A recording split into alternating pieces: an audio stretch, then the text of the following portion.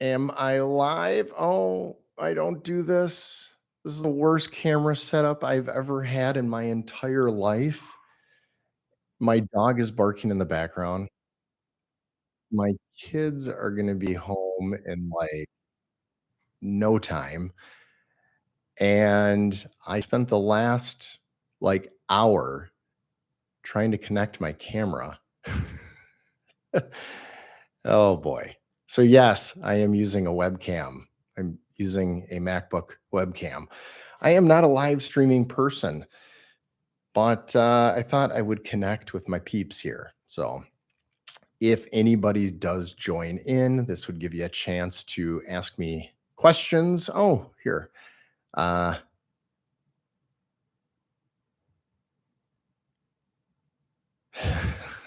wait, Jared is not my most favorite camera reviewer tester since he lives in my area. Was that a typo? Yeah, everyone is doing live stream. Um, I hope that was a typo where I am your most. Oh man.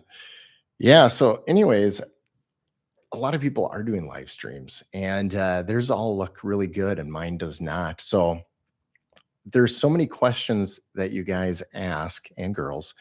Uh, and I thought, well, you know what? This would be a time to get those out there. But how does the audio sound? Is it okay? I'm gonna wait for some feedback, see if it sounds okay. And while I wait for somebody to respond to me, moving up from an M50 Mark II, should I go to the R6 Mark II or R7?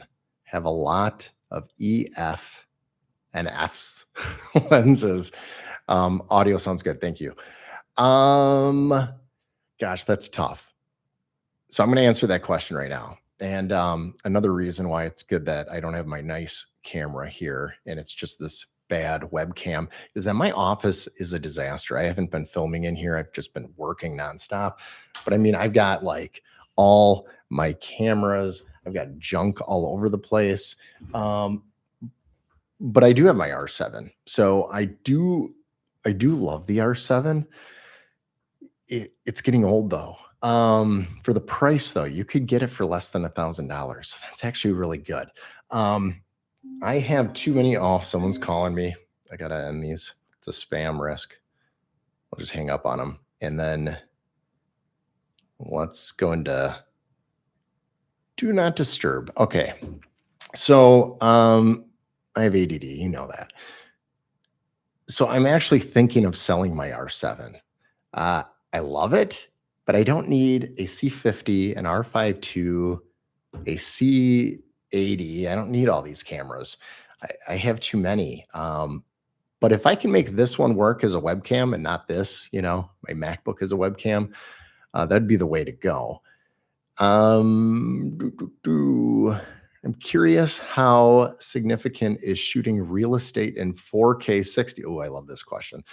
Can you do with 30 frames per second? Just curious because my S5 II has the crop in 4K 60. Um, you can. You're going to have to walk really slow. The 30 frames per second. I mean, you could slow it down to 24 frames per second in post. And so it goes down a little bit, and that might help. Shooting in 60 and going down to 24, which is like 40% of that speed, does make a huge difference. So if you have a micro jitter, you have an issue, it actually covers it up really well. But this is what I'm discovering because when it comes to drones, because the gimbals are so good, I don't shoot in 60 frames per second. I shoot at 24 frames per second with all my drone shots. And then with my FPV drone, my Avata 2, I shoot at 30 frames per second and then I slow it down because I can't do 24. Otherwise, I would. But then I do slow it down to 24. So it is slight. So you could do that. It does clean it up just a little bit. Sony does have a I believe, and this is the one thing I'm really jealous about Sony, and I don't follow them a lot, but I guess in their metadata, they do have it where they know the gyro. and you can put it in gyro flow, just like the DJI ones. And so if you do that, then you can clean it up. It crops in, but it looks so much smoother. And that's what I do with my Vata 2. So I will clean that up. Um, I'm hoping I'm going to make a short on this because hopefully Canon would see it, but I'm hoping that Canon shares its gyro flow eventually, and then I could shoot at 24 frames per second or 30, and then just crop in smooth, especially with the I was going to say the R6 III. I don't have that. C50, same thing. It would be nice with a cinema camera to have that, or the C80, because then I can shoot in the real time and just have that nice smooth shot, especially with 6K or 7K. That would look really good. Let's see. Oh yeah, I should. So back to the R7. Yeah, that one's tough. I'm thinking of selling it because the R7 II is going to come out, and I may or may not buy it. I might be done for a while. Lenses are more interesting to me right now. Cameras are just crazy. Let's see. So the Canon R6 Mark III is the camera of the year. I think so. I mean, I'm biased, and anybody watching me is probably the same because we're Canon people. I think it's pretty awesome. And I'm going to talk about Open Gate in just a moment, let people get in here. But I do think that the gates should have been open. And just the teaser, I mean, it's not really a teaser, but what I'm going to talk about is nobody wanted 4K. Oh, we don't need 4K like 8 years ago. Oh, 4K is too much. And now look at us. We use it all the time. Either you output in it or you're cropping in, and now it's 6K and 8K and 7K. And we didn't need it, but we got it. And now we want it. So I'll get back to that in just a moment, though. So,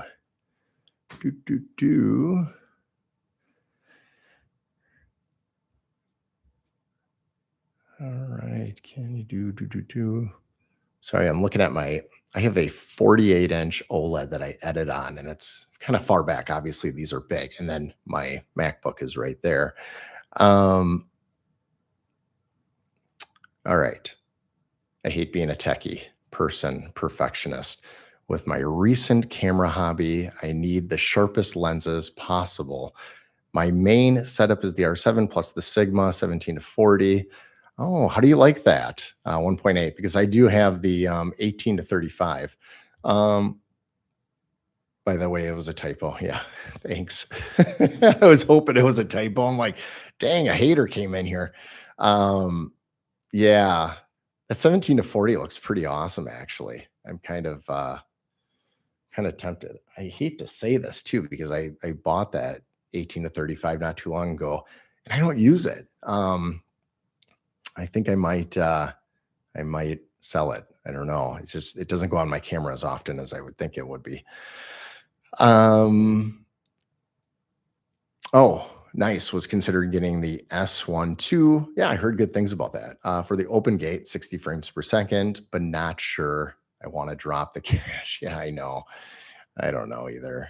If I had unlimited funds, I would play in two systems. It would be Panasonic and Canon. Yeah, I like Panasonic. I like the GH5. That was a fun camera. I like their features they have. So, hello from De Pere. What is your favorite lens real estate? Oh my gosh. My favorite, did I take it off of? Well, I'll tell you what my second favorite lens is for real estate is the 15-35 2.8 right here. I used this for a couple of years, and then there was a ridiculous deal at Best Buy for $800, brand new for the 14-35. And it is so much smaller, so much lighter. It's awesome on a gimbal. And I always shot at f4 anyways. I wasn't shooting at 2.8 when I did video walkthroughs. And then for photos, I'm shooting f8 inside, f11 outside. Just get, more of that depth of field showing. So that is my favorite. I might have to move this down a little bit. It is weird to see me. I don't do these live streams, and plus I'm used to looking at a camera, not a little green dot on my MacBook. But here, let me do this. my gosh, you know when you're getting old. I don't wear glasses, but now I'm starting to think I should. Nope, it's going back on my OLED. I can't read that. All right. Do, do, do. Um,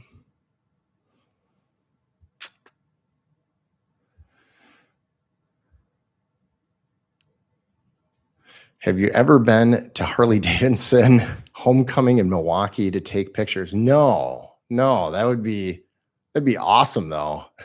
That would be really awesome. Um, Tell me about it. No, I love Milwaukee actually. We get down there a couple times a year for my anniversary. We usually stay downtown somewhere and then get some fish at the St. Paul's Fish. I always want to say factory, fish something, fish company. Is that it? Great fish there. Um,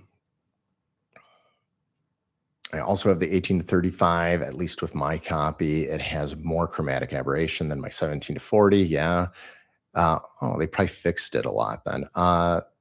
They also fixed the IBIS issue, if you were wondering. Barrel distortion intolerable. Okay.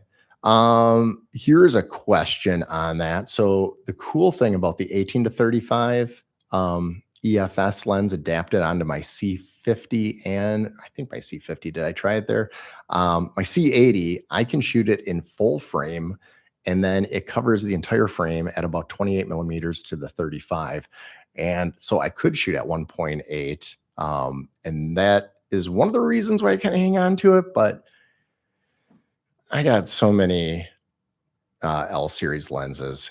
I mean, they don't compete. They're just, they're so good. So it's hard for me to justify having it. The big reason I got it was to adapt on my R5 II to do some video with the ND filter adapter. And that way I could, you know, go and not have to worry about all these ND adapters on the front end. Let's see. And the 15 and 35, but switched a while back. Oh, yep. Lumix is great, but there's always the fear. Actually, okay, sorry, old man thing. I'm moving my TV closer. It's on a stand. So here,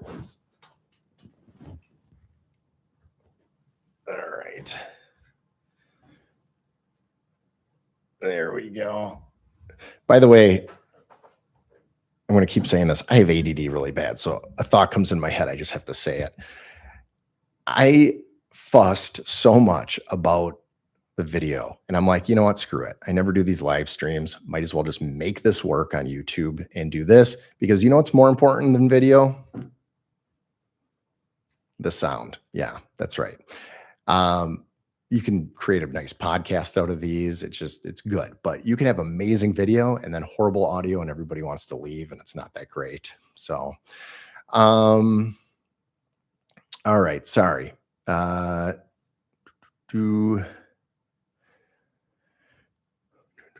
Harley. Yeah. 15 to 35. Yeah. The Fear are in their Saga Dreamcast. Oh, Sega. Sorry. I don't know how to go under. Oh, gosh, the Dreamcast. Yeah, I remember the Sega Dreamcast. I had a roommate in college, and I forgot. We used to play a game. We used to run people over in a car. Yeah, I don't think. I guess maybe that still flies nowadays. I don't know, but I just don't play video games much anymore. Oh, Crazy Taxi. That was the name of it. Crazy Taxi. Yeah, I think you're supposed to pick people up, but we ran them over instead. It was more fun. Do, do, do. Yeah, the 17 to 40. Yeah.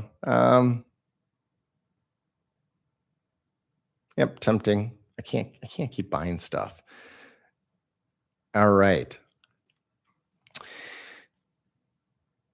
Been looking into upgrading to the R5 II from the R6 II. That's what I did. We can relate. Okay, we'll talk about this. Will overheating be an issue in standard profile? No. 4K 30 for longer from video? No, it won't. And how do you rate the raw files for photos as in detail, noise, etc.? They're really clean actually, and I was surprised because I never owned an R5 series camera before. I was just the R6, R6 II, but it was the C-Log 2 that really got me into the R5 II that I wanted. So, no, there's not much noise. The files are freaking huge though. You're gonna notice a big difference from the R6 II to the R5 II. When it comes to real estate though, I use DNG converter, and so all my files right away. I know people are like, "Well, then why are you shooting with it?" Just hear me out. But I'll put all my files at the end of the day into the DNG converter and bring it from the 45 megapixels to a DNG file that is 10 megapixels. And look, I'd rather have way too big and then be able to downsize it than not have big enough and then be like, oh man, I wish I had more megapixels. And yeah, it takes up space, but space gets a little bit cheaper over time. So it's not bad. You would like the R5 II is good. It's not going anywhere. I'm going to probably make a video about that where pretty much I'm good because I've got the C50 now. I didn't need the C50 by the way, but I got the C50 now, the R5 II and the C80. And the C50 is like in the middle. I have to send my R5 II now into Canon. I paid for their little insurance when I first bought it, but I bent the crap out of that screen and I need them to fix it. It's been functional and it works fine. It's just a nuisance. And so might as well get that fixed. And then I will be using the C50 while that is at Canon. How do you rate the raw files? Okay. Yeah, I think I answered it. Sorry, not the best. Just kind of an improv guy. Do you own any telephoto lenses? Oh, you want me to spend money, don't you? The only one, and I've never owned anything beyond 105 before, but this is, I mean, I bought this a couple of years ago. This is the 70-200 f4. I love it. It is super sharp and it is light. It is probably just as light as my 24-105, and it's small and compact, and I can bring it on vacation. I love it. It goes up to 200, but like everybody else in Canon, I've been eyeing for years. I just can't justify it at this point. I probably will sell some gear and then justify it, but I want the 100-500. I've heard so many good things about it. The 200-800 is just too big to travel with. And I figured buy nice or buy twice. So yeah, I'll buy that eventually. My wife jokes with me. She said, I'll probably be a bird photographer when I retire. I probably will. I don't watch birds right now, but I will because I'll be bored and I'll take photos of them or something. The R2, the R6. Okay. Oh, sorry if I'm missing some of yours. Okay. Oh, yeah, the OSR. Okay. Oh, to go back to your question, you had not the question, but the statement. You had the EOS R and had the 15-35. Boy, has everything changed so much with Canon's mirrorless since the EOS R, or ESR. I don't know. How do people say it? Yeah, but for video, I wouldn't worry about overheating. The 4K 60, I mean, I still had it run for quite a while, but it does start to get a little hot.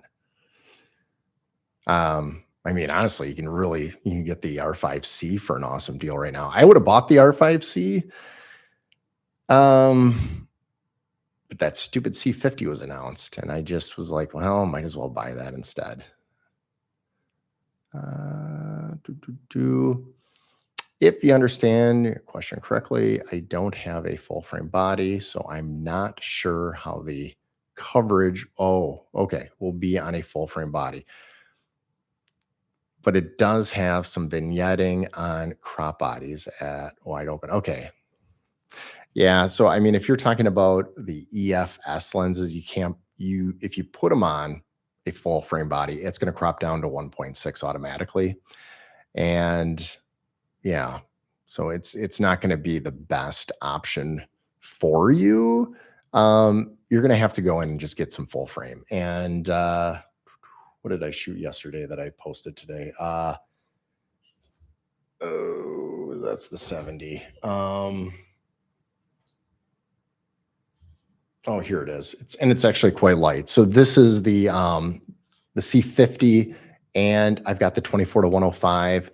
And once you do an L series lens, even the 24 to 105, it's sharp. Like these L series lenses are really sharp. The F4s are awesome. So I've got the 14 to 35, I've got the 24 to 105, and the 70 to 200. The 72 to 200 is probably the sharpest and most beautiful out of the three trio lenses of the F4s. Okay. But I would buy used. Don't be afraid to look for used lenses. And to be honest, I made a video a while back about it, but I would look at the EF L series lenses and adapt those on. They'll look good too. And then you can be like, oh yeah, I love this focal length, and then maybe eventually get it for the RF mount.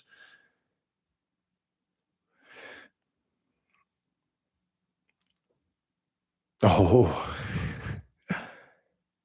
oh, you have the 100 to 500? Sweet. Okay. You're thinking of getting the 100 to 300. Is okay. I haven't looked too much into those, but that's like a $10,000 lens, right?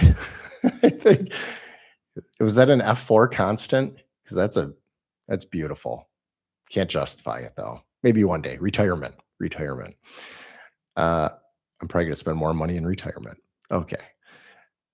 Hey Jared, just would like to thank you for all your comments on your latest video. Oh, yeah, you're welcome.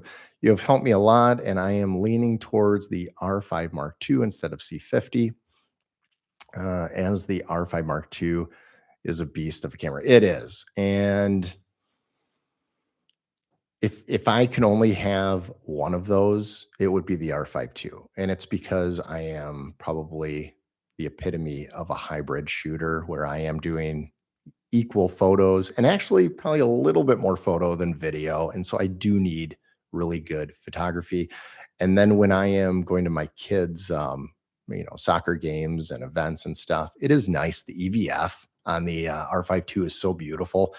And if you don't have eye issues, which apparently it seems like I do right now, but you can get it to track your eye. And I haven't had issues with it. You might have to recalibrate it every so often, but it works really good. So I don't have to pull out the viewfinder and do a tracking or whatever. I could just look and I don't have to use the toggle. It's really nice. So the R5 II is ultimately the better option when it comes to photography. And that stack sensor is so underrated. I know a lot of people jump to the, and no offense, I think the R6 III is amazing. And if you're really looking equal and you really want more video features, then maybe the R6 III. But for photo, the R5 II definitely still dominates. But yeah, thank you for the comment. Appreciate it. How's the R3 Canon camera? I don't know. I don't own it. Is it? I'm trying to think what sensor is in that one. Is it the same as? It's not the same as like the C80, is it? I forget. It's a 6K sensor. Yeah, it might be. I don't know. Did they rehouse it?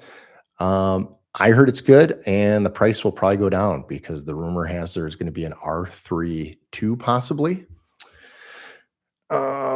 Since the files are larger in the R5 II, have you ever tried this? Yes, I do. Actually, I do that all the time. I'm a cheater. I do the C-RAW.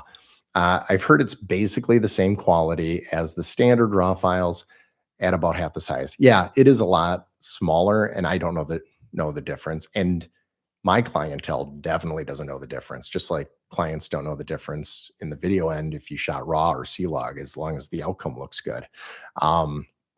Yeah, no, I have been shooting C-Raw for many years now. My secret's out. Yeah, I would do that. It's smaller. Again, I'm down sampling it down to 10 megapixels anyways. Do you own the monster of no 28 to 70 f2? I don't. If I were to be honest with all of you, because I lie to you all the time, so maybe I should just be honest now. No, I'm pretty honest. I love the 24 to 70, and that's right now on my C80. I love it, but it bores me at the same time. I always think of a reason to sell it, but it's just so good. It's just boring. 24 to 70, 2.8. The image is beautiful. It's tack sharp. The micro contrast is good. Uh, I have no complaints, but it's still a big lens. It's still heavy. Okay, so if any of you do have the C80 or even probably the C400, um, it fits perfectly on here. I mean, it balances and just feels really good and natural. But you put the 24 to 70 on an R5 II or an R6 III, it definitely is heavy, but it balances well on a cinema camera. And I don't know if it's my copy, but the zoom is not as smooth as my 15 to 35. So my 15 to 35 is right here. And this one is just, the throw is fast too, but it's smooth. Like I feel like the 15 to 35 on a cinema camera um, looks really good, but I don't think I can get rid of the 24 to 70. And I love having IS, and the 28 to 70 does not have it, I don't believe. So that would be, yeah. But if I were a portraiture person, I probably would have found an excuse to buy it at that point. Let's see. The R6 III has the 32 megapixel sensor. Yeah.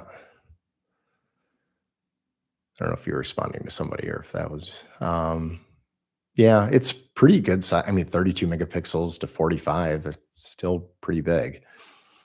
Um, that 100 to 300 looks awesome. Yeah.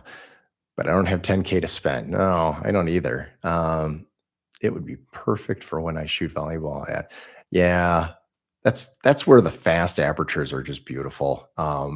Photography, because video, I'm learning more and more that the more closed the aperture, the better the image, anyways. And it's not because of sharpness, but it's the story you're telling. So for real estate, it's not like I want to block out the background and not show everybody what's going on in the house. I want to show everything. So that's why when I'm shooting with the oh, do I have it out here? Oh, it's got to be somewhere. Oh, I think it's in my bag. Hold on one second. Oh, there we go. Okay, so I picked up this 10 millimeter, and I don't even care if you put it at 2.8, you still see every single thing. So when you stop down to f4, this 10 millimeter on a full frame is ridiculous. And I only use it for one purpose. And I will tell you, it has gotten me more views on social media and more people reaching out to have video walkthroughs because it looks like an FPV drone that I'm flying through. Before I was shooting at 14 millimeters on the f4, and which is good. It's great, looks awesome. But you put this on a gimbal and it looks like you're just flying through it. It looks like a first person view. The 10 millimeter is awesome. So f4 is usually what I shoot at for video that wide and everything's in focus. To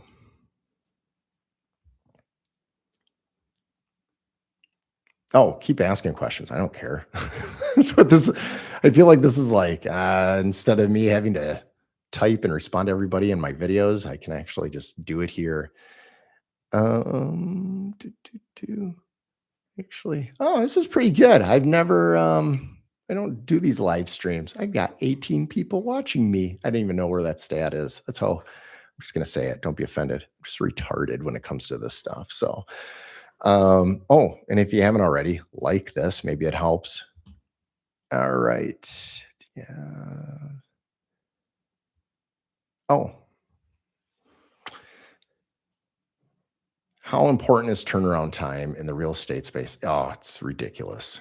They want their photos yesterday. You need them by the next morning. And that's why I have hired out my editing a long time ago because I could not keep up. I used to be up to like 4 in the morning, no joke, and editing like 5 houses. It would take me forever. And so eventually I just hire out and for photos. For video though, video I still do my own and maybe I should hire out, but I'm so anal retentive when it comes to like the details and how I want that to look.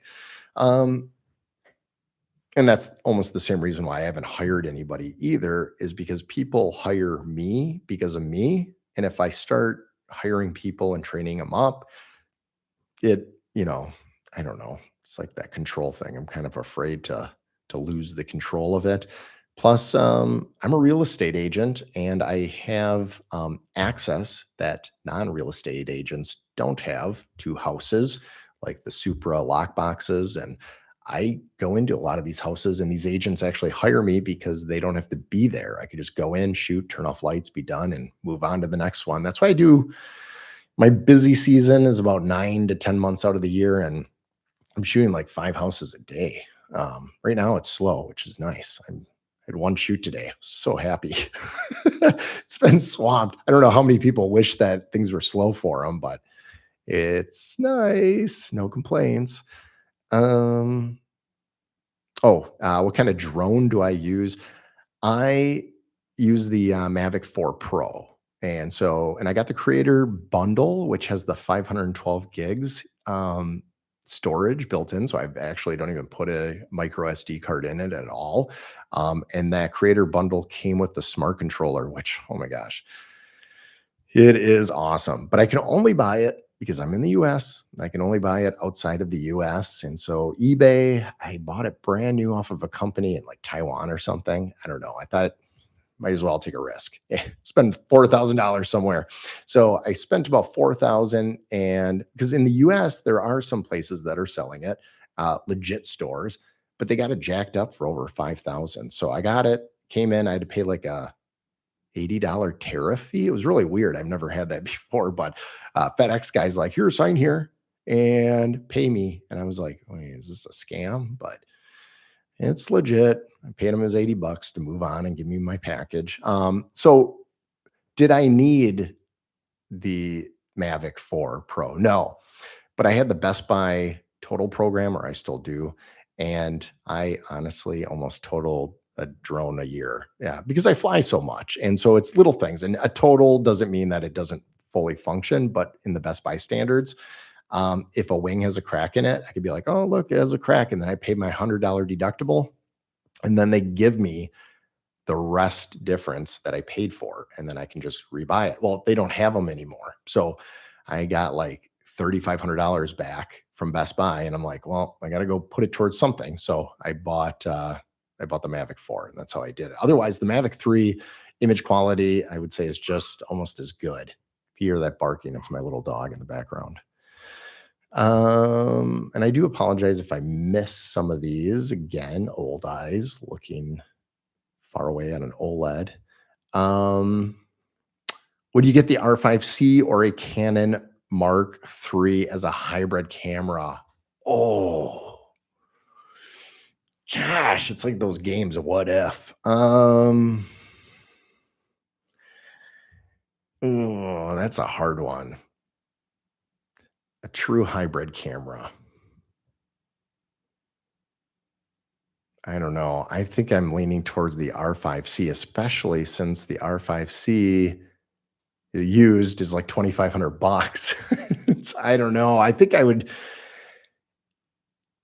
if you don't mind not having IBIS, and this is my argument. IBIS is amazing when it comes to photography.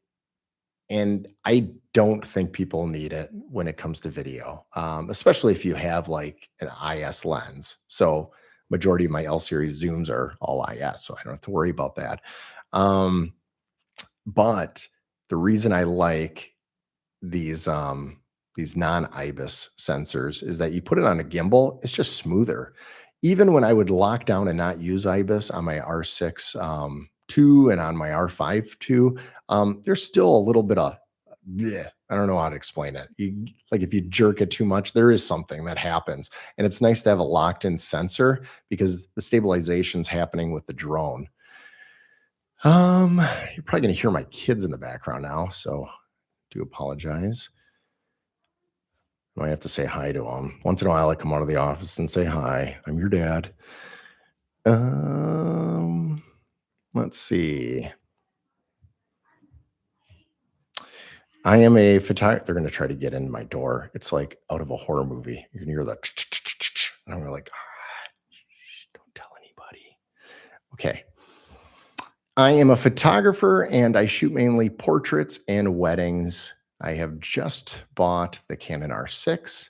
I have paired with the Sigma 50 millimeter. Oh, I've heard good things about that one. Art and Sigma 35 art. I am looking forward to getting a good 85 millimeter. Yeah. Oh gosh. Can I spend your money for you? um, uh, what's funny is some of you might have thought like Jared put all his equipment right up here. No, I'm just a slob. Like whenever you see videos in here, it takes me forever to clean my freaking office. And then I'm like, I'll do a video in here. So this 85 1.4 is phenomenal, but you could get an EF L series 1.2 used for like $800. So portraits, I don't know. You could do that, but I don't know. I don't do portraits. I try on my kids and they don't look the greatest, but and you saw that video with my wife, right? Actually turned out pretty good. That was with this one, the 85. But 1.4 looks good, but a lot of people tell me they stop down anyways, the 2.8. And if there's multiple people in the shot, you want them on the, they're not on an even field, then you're stopping down to like 3.5 or 4. It all depends. The compression, I think, is more important. So the 85 is good. The wider you get, the wider aperture is better because then you do get that more blurred out tone. I had to throw that in there.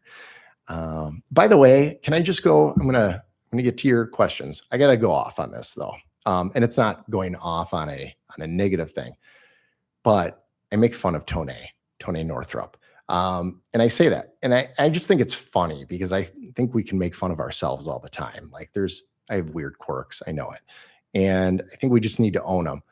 But the thing I probably respect the most about Tony Northrup is the fact that he's actually more humble than most any other YouTuber out there. And not to discredit or to, be mean or anything, but I did listen to the podcast of Jared Polin with Tony Northrup.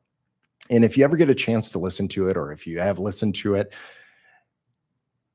he was so like humble in his findings and how he did stuff.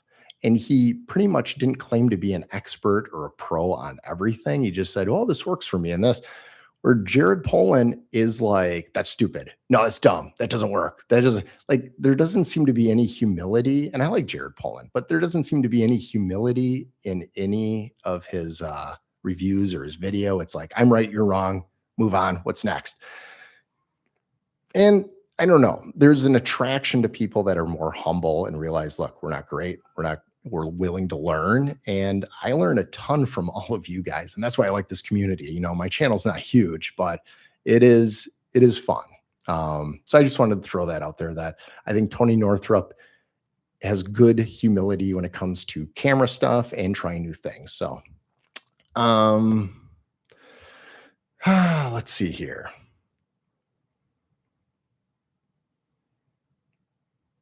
285. I have the 24 to 72.8, and I won't get the 24 to 105 2.8 because of you have said the 70 to 200 2.8 is so, yeah. So having these two lenses is a perfect combo. I think so too. Yeah, I always think the 24 to 105 2.8, like in my head, in theory, but I don't think I would use it as much. As a run and gun, I don't know. Just get a prime. Sorry. That's my opinion. Other people can do whatever they want. That's fine. Let's see here. So I have a Tamron 70 to 200 2.8. It's a good lens and got it mainly for dark events. Used it at Paranormal Cirque. Oh, really? I was looking at an f4, but I am glad I got the 2.8 for low light. If you're talking about the G2, I did have that. And I did do a video a while back on it. I ended up selling it. And it's because even though this is an f4 and that's a 2.8, it was almost identical light coming in. Like, it was kind of crazy how much light these Canon cameras let in. So I can only imagine what the 2.8 version of that lens does. But the Tamron, for the price, I mean, I got a killer deal when I bought it. That is like an L series quality glass on there. All right, I apologize if I slurp here. I'm going to mute.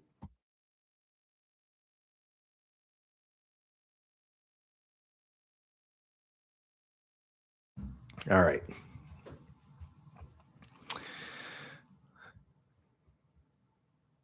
Hello.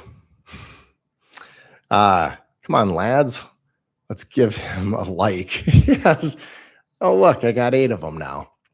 Let's make 17 likes as we are 17 watching. I agree. Well, there's 20 watching now. So yeah, 20 likes. We should have those. Oh, it's awesome. Number 18 here. Who are you and how did I get here?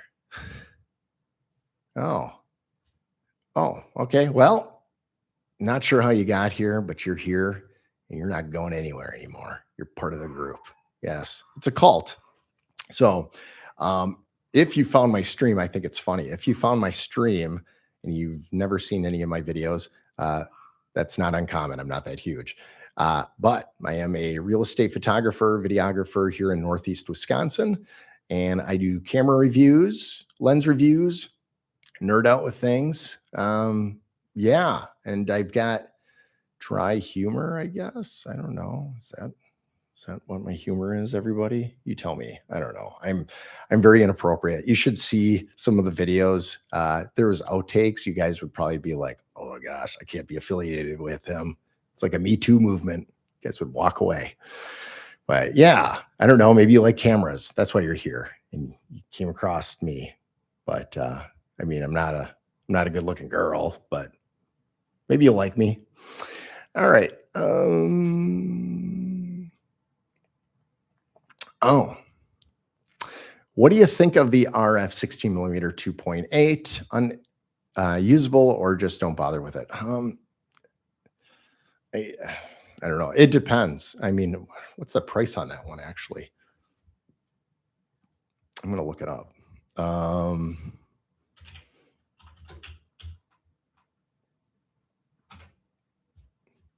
my gosh, that's affordable. I don't know. You want it? Go buy it. Buy it tonight. I've never shot with it. But here's a funny story. So, Wisconsin, Green Bay is not that big. People think it's big, but it's just over 100,000 people. And we keep seeing the same people over and over. And in my industry, you see other photographers in the realm. I actually bumped into a photographer that was doing a real estate shoot in my neighborhood. And I knew this person. And we ended up talking, and I looked, and she was shooting on the 16 millimeter. And I'm thinking, she actually gets a decent amount of jobs. And I'm thinking, wow, I'm shooting on an L series glass. She's shooting on a 16. But you know what? That just shows that the final outcome is what matters. So for me, I'm just anal retentive when it comes to like perfect. If I'm going to deliver something with a good price, then I want to give you the best there.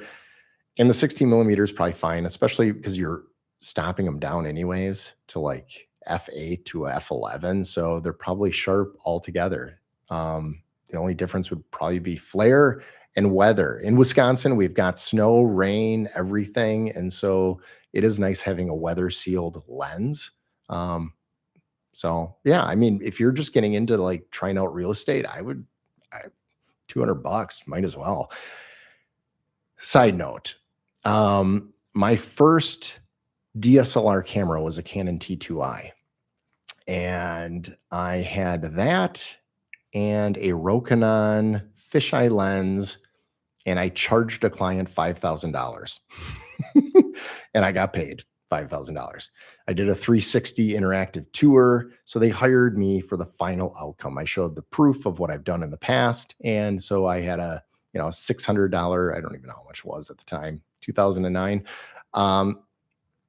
Yeah, it was probably like $700 camera and a $250 lens. And I made 5,000 off of it. So really, I don't need all of this. It's just been years of accumulation, and I'm actually going to sell a bunch of stuff. Not the cameras. Cameras are pretty awesome. R7 maybe, but everything else stays. But some lenses, not the L series lenses, but some lenses I might sell. But back to the 16, I would say, yeah, if you want it, you got my permission. I don't know your financial. Don't go into debt for buying stuff. Um, all right. All right. Through Joe's lens. Hi. Have you looked at the new anti-gravity drone in case they ban DJI and ground them in the US? Ooh, I have. Don't you freaking tempt me. It looks awesome. It also looks like a lot of work, and I'm going to tell you why. Because when I shoot with the Avata 2, I've got the goggles on, and I'm shooting exactly the angle I want. I know exactly where I'm going. And then when I edit it, I put it into gyro flow for the stabilization. But I think if I have like 365-degree options in angles, well, it's gonna drive me nuts in post. I'm gonna be like, oh no, this one. No, I like this one. No, you could probably make like 100 videos out of one video. Tell so many different stories. I like the idea. I might be pragmatic with it though. I might wait and just see how it goes. But yeah, I'm glad to see it. I think my clients would be happy with it. My clients have been hiring me because of the Avata 2 and doing FPV drones, because I can go into tighter areas here in Wisconsin. We've got a lot of woods, a lot of trees, and you wouldn't fly a Mavic 3 or a Mavic 4 into the woods. But boy, yeah, I don't have any problem flying a FPV drone in the woods, which is nice. It'll be interesting with that ban though, because a lot of FPV drones use the DJI wireless link and camera. So I think that would be banned. I can't even speak. That would be banned as well. But yeah, the anti-gravity, I don't think they're watching this video. There's only 22 people, and not one of them is probably anti-gravity. But for some weird reason, they got into this stream like that other guy, Ronald Miller. Well, hey, send me the drone to test. It looks cool. I would do it. I would like to try that out. I don't need any more drones though, but I like to know I have options. I don't think they're going to ground them, by the way. I could be wrong. Never know, but I don't think they'll ground them, but they will stop them coming into the US probably. So otherwise you'd have retail stores like Best Buy and everywhere else. I'm probably getting a lot of issues. I don't know, with warranty and stuff. I don't know. I'm not going to pretend I know. So I did for a second. I'm sorry. Yes. Thank you for answering. Yeah, you're welcome. Oh, I skipped one. Hey, Jared, good to see you live. How is the C50 noise performance for real estate? Example with dynamic scenes, shooting, backlit, dark rooms with small windows. Is there much noise in the shadows? Oh, that's a good question. I did not test it enough on there. I didn't do it at a live, every shoot's live. I didn't do it at a listing yet. I did use it for its photos, and the photos looked good. Like I had no complaints on the photos. So I did real estate photos with it. I've been playing a lot with it. Holy cow. So if you put this Laowa 10mm on there and then you put it on a gimbal, it is the best. I love it. Oh, by the way, because I have ADD, I have to throw these things in there. As much as I was saying how great the RS4 Pro is for a gimbal, I think it's great for the C50, or I'm sorry, the C80, but the C50, I will say that the Scorp 3 has won my love. It's just easier to assemble immediately. It's pretty much all assembled with the grip. I love the wireless control of it. Has the built-in AI chip for tracking, where you don't have to buy it extra. And it's like $300 instead of like $900. So, and if DJI bans that, then where are you going to go? So I think it's in the link in my description. If it's not, I like to get affiliate links, but hopefully it's in there. Scorp 3, I would definitely, if I had to spend my own money, which I did. I bought that RS4 Pro for like 900 bucks. I would get the Scorp 3 though. That definitely is the better option. I'm hanging on to the RS4 Pro because of my C80 if I ever have to do some gimbal work with it. But with the C50 and this lens, oh my gosh, it's great, especially the FPV mode. I was doing some crazy shots testing it out in here. And I think I'm going to throw that into my next real estate video and do a little bit of crazy. It almost looked like I was flying through this house, but I'm on the drone, or on the drone. I'm on the gimbal with it. So let's see. So yeah, dynamic scenes. I'm not sure exactly. I know how the C80 operated. It operated really well with video walkthroughs. So I will tell you once I get some done. Yes. Anyways, back to, yeah. Thank you for answering. Yeah. Thank you. Thanks for loving my channel. I don't know what I'm doing right. Sometimes I do it wrong. What's my dream lens?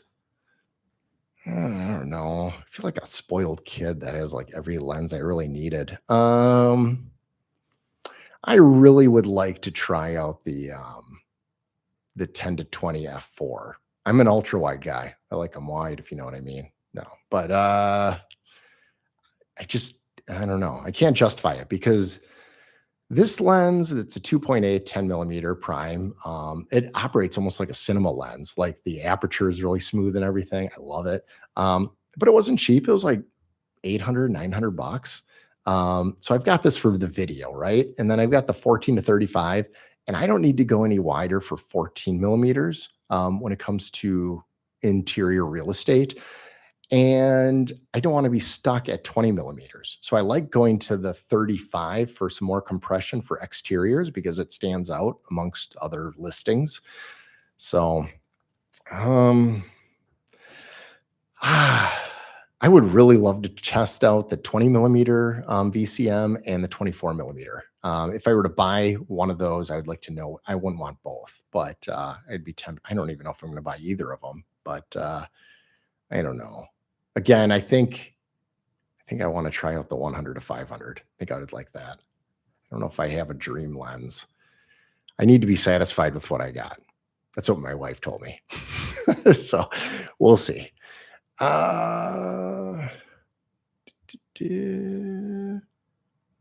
Yes, I am live. I know it's crazy. I don't do this. And I'm doing it with a laptop because I suck at live streams. Hope you don't mind. But audio should be good. It's a good mic. I don't know. I just got on the bandwagon like a few years ago and everybody got this. Oh, Joe Rogan's got this mic. I'm going to get this mic. And I'm like, yeah, let's do it together. The coatings maybe make the 70 to 200 f4 brighter than the Tamron. Yeah.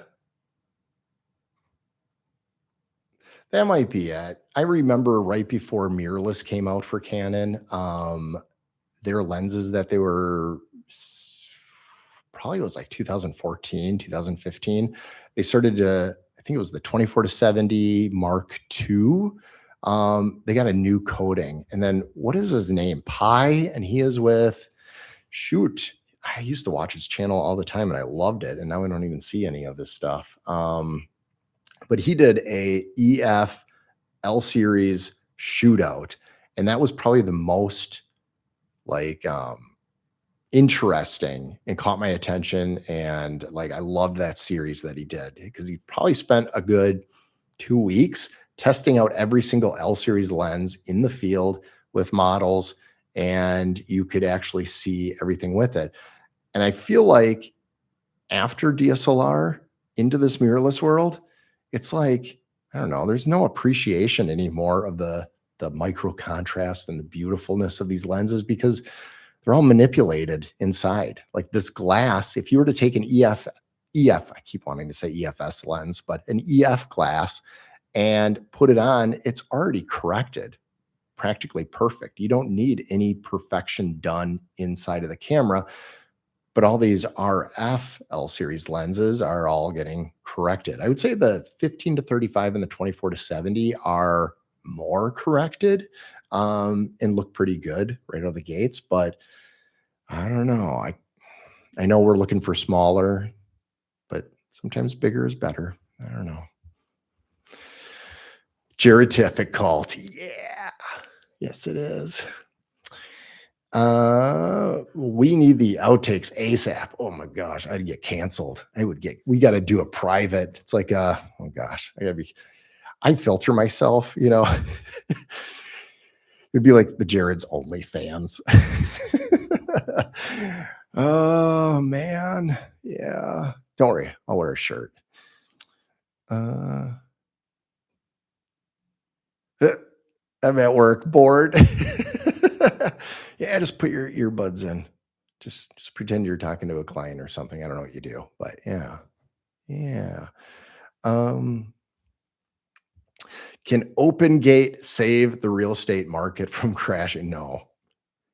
Sorry. The real estate market. Oh my gosh. If I had to bet, I don't bet, but it's going to crash. uh, I was well aware in living life during 2008, and we are not far. It's different though. I mean, that's a totally different subject and topic, but we are in that realm. It's going to happen. Yeah, and it's not going to be housing. It's going to be everything. Sorry. So pay off debt. I'm just telling people pay off debt. Don't owe money to anybody. And when things go a little tighter, you won't be panicking. I always tell my kids the best book that they can read is The Three Little Pigs. Do you want to be straw and twigs, or do you want to be brick? Do you want to work now and enjoy life later, or do you want to play right now and then panic later? So my advice to everybody is don't be a slave to the lender and just decrease as much debt, get rid of credit cards, all this stuff that I have right now. Look, I started my business with a T2i. And well, before that was an XHA1, which was a Canon camcorder back in 2007, 2008. I paid $3,200 for it. All my stuff is cash. I pay, but you go gradual. If you're in this realm, I mean, a lot of my followers are retirees that have some money to spend, and so they do it. For me, if I can't accumulate all this at once, and I won't even expect anybody else to do. You do a little bit, you make money, you put a little to the side, you put it towards another piece of gear. Then you can justify charging specific things to certain people. But I could have stopped a few years ago and keep doing what I'm doing. Open Gate. It's a tool, and sort of a lot of these YouTubers. Maybe I should just get into that real quick. I don't know how long I'm going to let this stream go, but holy crap, we're at an hour. Oh, my watch died. Okay. Here's my thoughts on Open Gate, because it was in my thumbnail. I don't want to be a liar, so I better talk about it. It's like 4K. So 4K in 2007, 2008, not 2007, 2017, 2018. People were like, because the GH4, I think, was one of the first cameras, funny enough, to have 4K. And everybody said, oh, nobody's going to use it. Nobody's going to use 4K. We just need 1080. 1080 is beautiful. And I remember when streaming 1080 was out, you're looking at 2006, 2007, and you're like, whoa, 1080 on Netflix looks beautiful. And we all thought it, but then you get spoiled. Then you see, the 4K and you're like, oh, holy crap, that's gorgeous. Because you used to have Blu-rays and your Blu-rays were 1080 and you thought, well, that's gorgeous. And now you're like, oh, I need 4K. It's great. And the other argument was, well, 4K is great, but we can always crop down now. I remember Tony Northrup did a video a long time ago on how you can take 4K and output it to 1080 and you can crop it in different angles. And I totally agreed with that. I thought, hey, that is definitely true. You could do that. And I think, and now we're at 6K, 7K, 8K, right? And people are like, we don't need all that. No, you don't need that. But it gives you options for cropping and for moving. And the same thing goes with the open gate. So do you need, I don't know, I have so many arguments with this one. I guess I'm just so irritated with all these YouTubers saying you don't need it. Jared Polin made a video and I just felt like it was like just bashing people because he doesn't use it, that nobody uses it or needs it. And he's a photographer. He's not even a hybrid. He's just a photographer, which is he's great. His work looks awesome. But to tell people you don't need it, and or a small amount of people need it, or people with anamorphic needs it. On his podcast, he mentioned that if you have anamorphic, he doesn't even still get that why people would want it. And I'm thinking, well, then you kind of lost touch of the whole idea of it. But regardless, in real estate, I'm doing video of real estate agents and of properties. And I don't want to do the shot over and over. I just want to do one shot of the property, have the agent in, and then I can give them two different versions. I can give them the full 16:9 outcome, or I can do the vertical and crop that in from there. And I like the idea that we have 7K, 6K, because some of these I'm going to crop in even more and I can still have a 4K image for output and I can readdress everything. I know that Gerald Undone said, I don't know why I said it like that. Gerald Undone. I like him too, but I don't agree with everybody that I like. I don't like that he was like, well, you could just back up. And I'm like, yeah, I get it. You can back up with anything. But when you're doing live events, when you're doing, real estate and you're doing these takes, how many times do you want to tell people you got to go back further? You got to get the shot and you got to move on. Time is money in my industry. 5 shoots a day, just roughly is it's over $1,000 a day. So, I got to go boom, boom, boom. And then I've got editors. I've got to get things too for video. I'm going to do it myself. For photos, I need to get it out. Everything is going to be streamlined pretty quick. And so when people tell you like all this, those are people that have time to do stuff like that. It's a tool. So again, it's another time to crop in. And I don't know. That's my rant. What are your thoughts all on it? I'm thinking maybe I hit a bee's nest a little bit. See what's going on here. I'll read some more of these.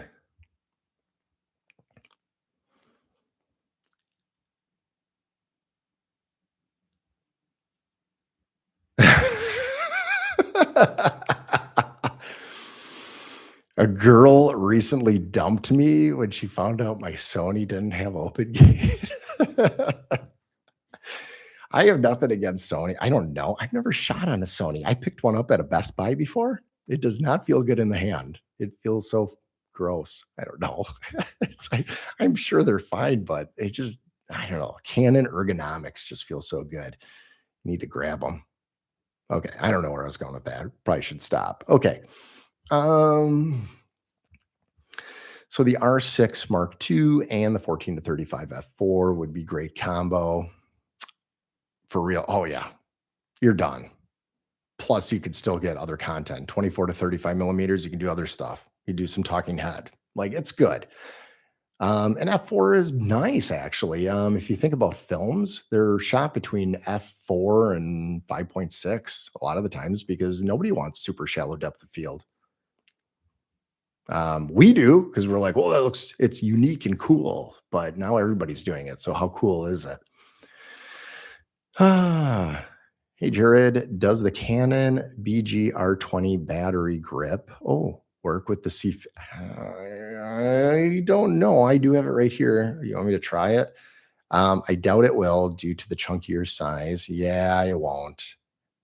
Compared to the mirrorless bodies. Yeah, because it's got a chunky bottom right there. And the grip, well, you know what? I had it on here.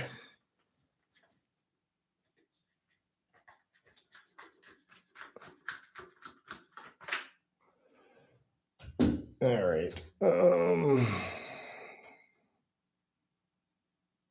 All right. I don't know why you're making me do this. Just kidding. I'm willing. I'm like that guy in college that was like, hey, nobody wants to do that. Jared, would you do that? Oh yeah, definitely. I'll try it. Yeah, let me see. I don't, it's gonna be bad. I break it. I brick it right away. Oh, here, it's not going in. Oh, it doesn't line up, right? Yeah, it doesn't line up. You know what though? It actually doesn't look bad. Like if it, well, they should have a battery grip for this. Oh my gosh. Now you just open up a bee's nest. I don't even know if that's a saying. I'm making up crap right now, but um, if you want to hear my biggest complaint about this camera, and I'm sure other people have said it, the battery sucks. Like my R5 II, my R7's probably got the best battery life in it for video. It's amazing, but this thing gets sucked up, and I think it's because of the cinema menu and the fan. Now I have the fan constantly going on low, so maybe if I put it on auto, that would help. But it'll be like, yeah, you have 90 minutes, and then like all of a sudden, within a couple minutes, I'm like, you got 63 minutes. I go, where did that other 27 minutes go? If I did the math right, is that right? I don't know. Anyways, they do need to make a because I don't know, like I could put a V mount battery on it, and I'm sure I will down the line for certain things, but I would rather just do a battery grip, have two batteries in there, and that would be nice. Sorry, I have to look at the time. My wife's going on a little dinner date with my oldest, and I don't know. Hopefully, I don't have to feed my other kids. Someone else can do that. I'm just kidding. I'm a nice dad. We're good. I think I can talk a little longer. Um, uh, yes, I am a cult. Yeah, it sucks about that girl breaking up with you because you're Sony. Didn't have open gate. All right.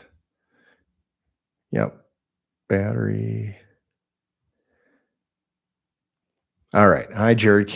Canon made a video on firmware updates security feature 17 seconds in. They said R6 would be included. It has not. Okay. Um, is that the same update that was done for the R5 II and the C80 has that? I don't know. I think it's dumb. Maybe I'm missing the point of that whole firmware update, but I actually don't steal my equipment, by the way. No, I just stopped. I didn't use the code. I said, don't ask me for this code ever again. It's just annoying to put in a code every time it turns on. Um, it would be nicer if you can remotely, yeah, it'd have to have like cellular or something, but remotely lock it like a cell phone or something if it gets stolen. But I don't know. I don't know what the point of it is. Again, I'll be humble enough to say that I'm not the smartest person. So, oh, I hit the scroll button a little too much.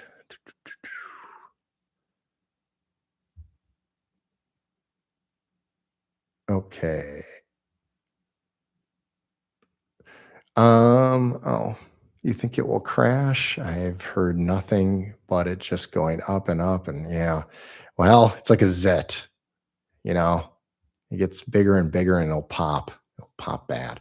It's already changed actually. So I've been following other markets. Now Florida is its own little market, and if you bought a house, and I'm not exaggerating, if you bought a house 3 years ago in Florida for 500,000, you will be lucky if you can sell it for 350,000. You just lost 150,000 in 3 years. That's pretty bad.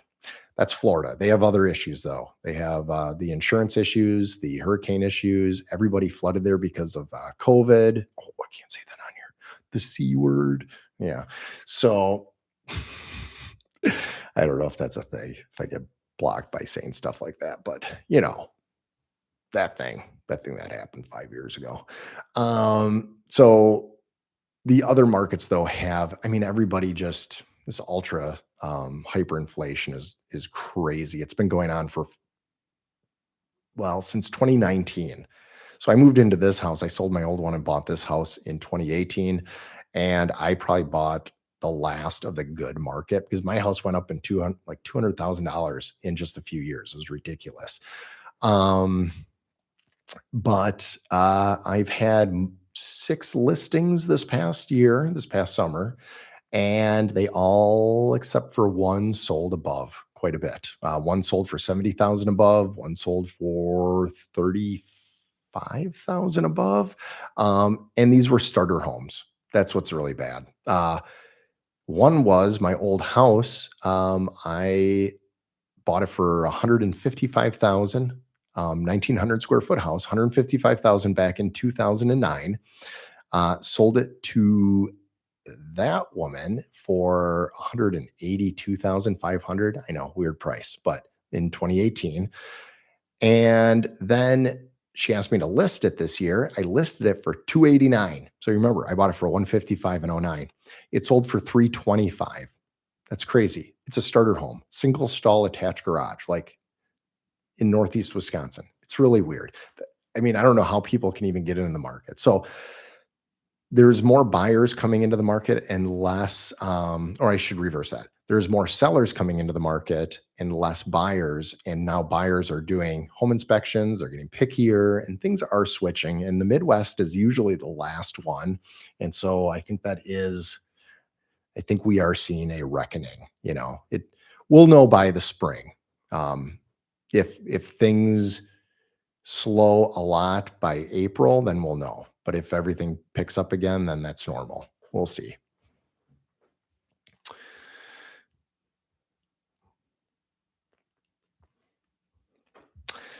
Hey, Jared, can you do me a weird favor? Oh boy, I don't know where this is going.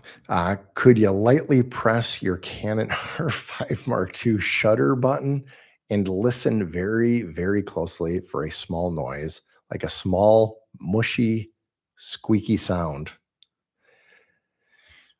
Why do I have? No, that's not it. Okay. It doesn't have to be on, right? Am I just listening to I don't have a squeaky sound. No, sorry. But I do have a crappy LCD that doesn't like fit. Look at that. Just stops right there. I have to bring this into Canon. That's another reason why I got a backup like the C50. I dropped this and it fell against a wall at someone's house. I was like, oh crap. I was more worried about my camera than their wall.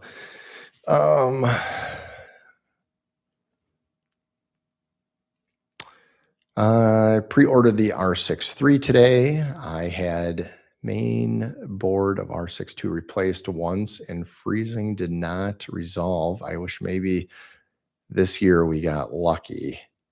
How did you find R6 III? Well, I don't have the R6 III. I have the C50, which is the same sensor and everything, just in a cinema body with probably some cinema tweakings to the image. But if you're asking, how did I find it? Like, did you find it well? Yes, I found it well. Or how did you get it early? I pre-ordered it and not through B&H or anybody else. I went through Best Buy. I didn't think I was going to get it, but I had a Best Buy credit because of drones crashing and they didn't exist anymore. So I had to use some money. And so it worked out well that basically it was a wash when I bought my C50. But I'm liking it. I needed something as an in-between between my cinema C50, or sorry, C80 and my R5 II. So I feel like it's the perfect, the missing link, so to speak. You try it possible. Yeah. Thank you. Oh, we're getting to the bottom here. If I were to go full frame, what first lens and camera combo is good? I'm on the R7 Sigma 17-40 right now. I also just ordered the 45 1.2. Yes.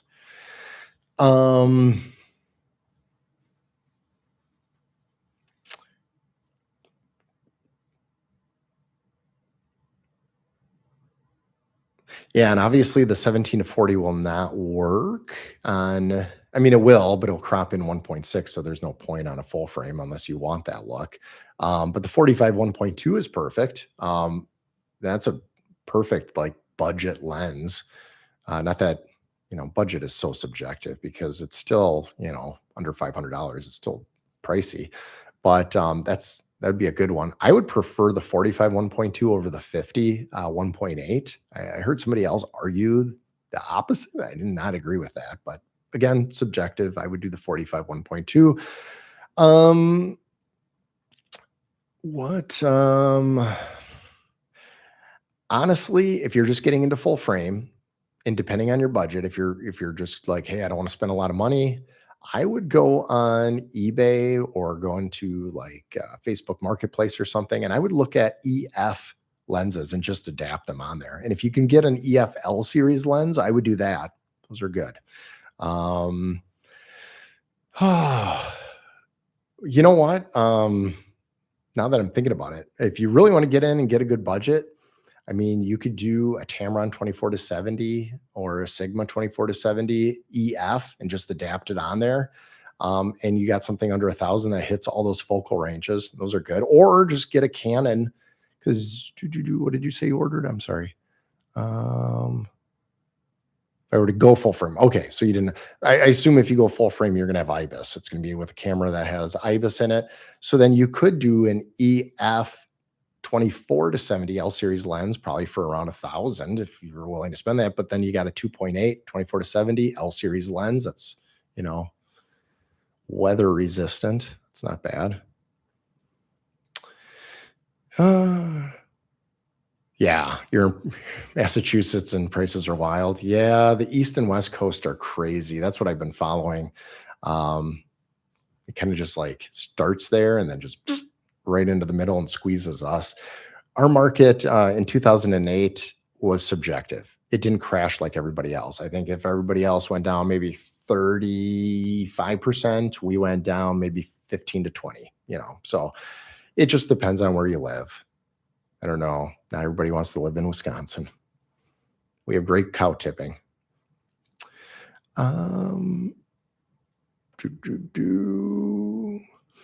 Does the open gate allow water through? Definitely don't need another water gate. Dun-dun-dun. You're like a dad joker like me. It's something, yeah, I know. I feel like this is going to be like open gate 2025. It's people are just, I don't know. I mean, what do you guys think?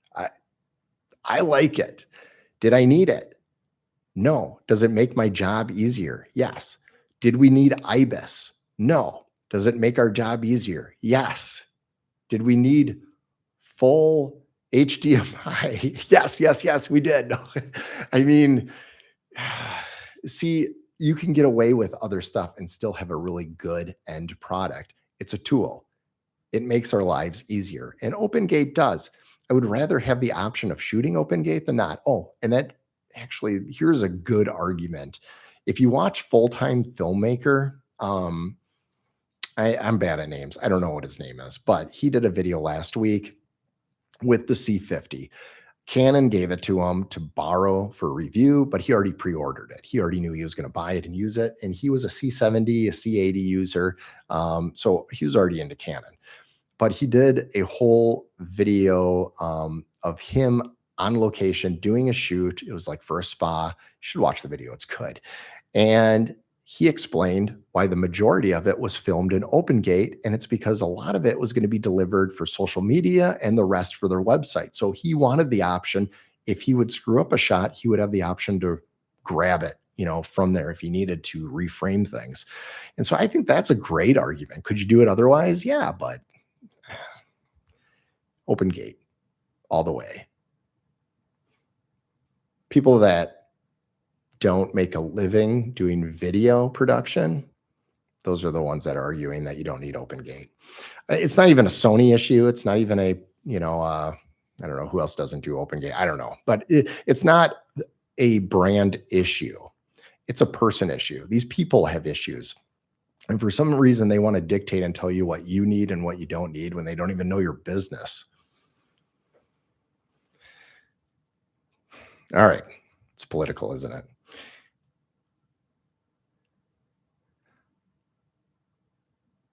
Done. Have you used the 10 millimeters for photos? If so, how's the quality? I haven't used it for photos. The 14 to 35 is just really good. So it's hard to even think about using anything else for photos. If you stop it down to f8, it's probably fine.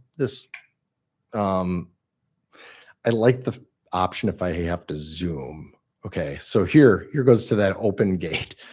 Could I back up any further? Can I move forward? I mean, that's what you have to do with a prime. You have to move in a direction to get it. But and if I'm in a house and I'm like, oh, this is way too wide at 14, but I don't want to move and I'd rather have more compression in the shot, well, then I'll go down to 16 or 17 millimeters and I don't have to move. It's a convenience and a speed thing. Again, time is money, and we're making money moving around.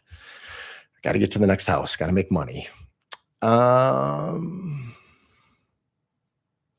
Okay, but to answer your question, no, I did try a 4 or a 10, a 9. Nisi had a 9 millimeter that I did buy and returned a year ago, and it was just way too wide. Most of these are too wide. I mean, great for video because it has that FPV look, but it looks 14 already elongates things in the shot.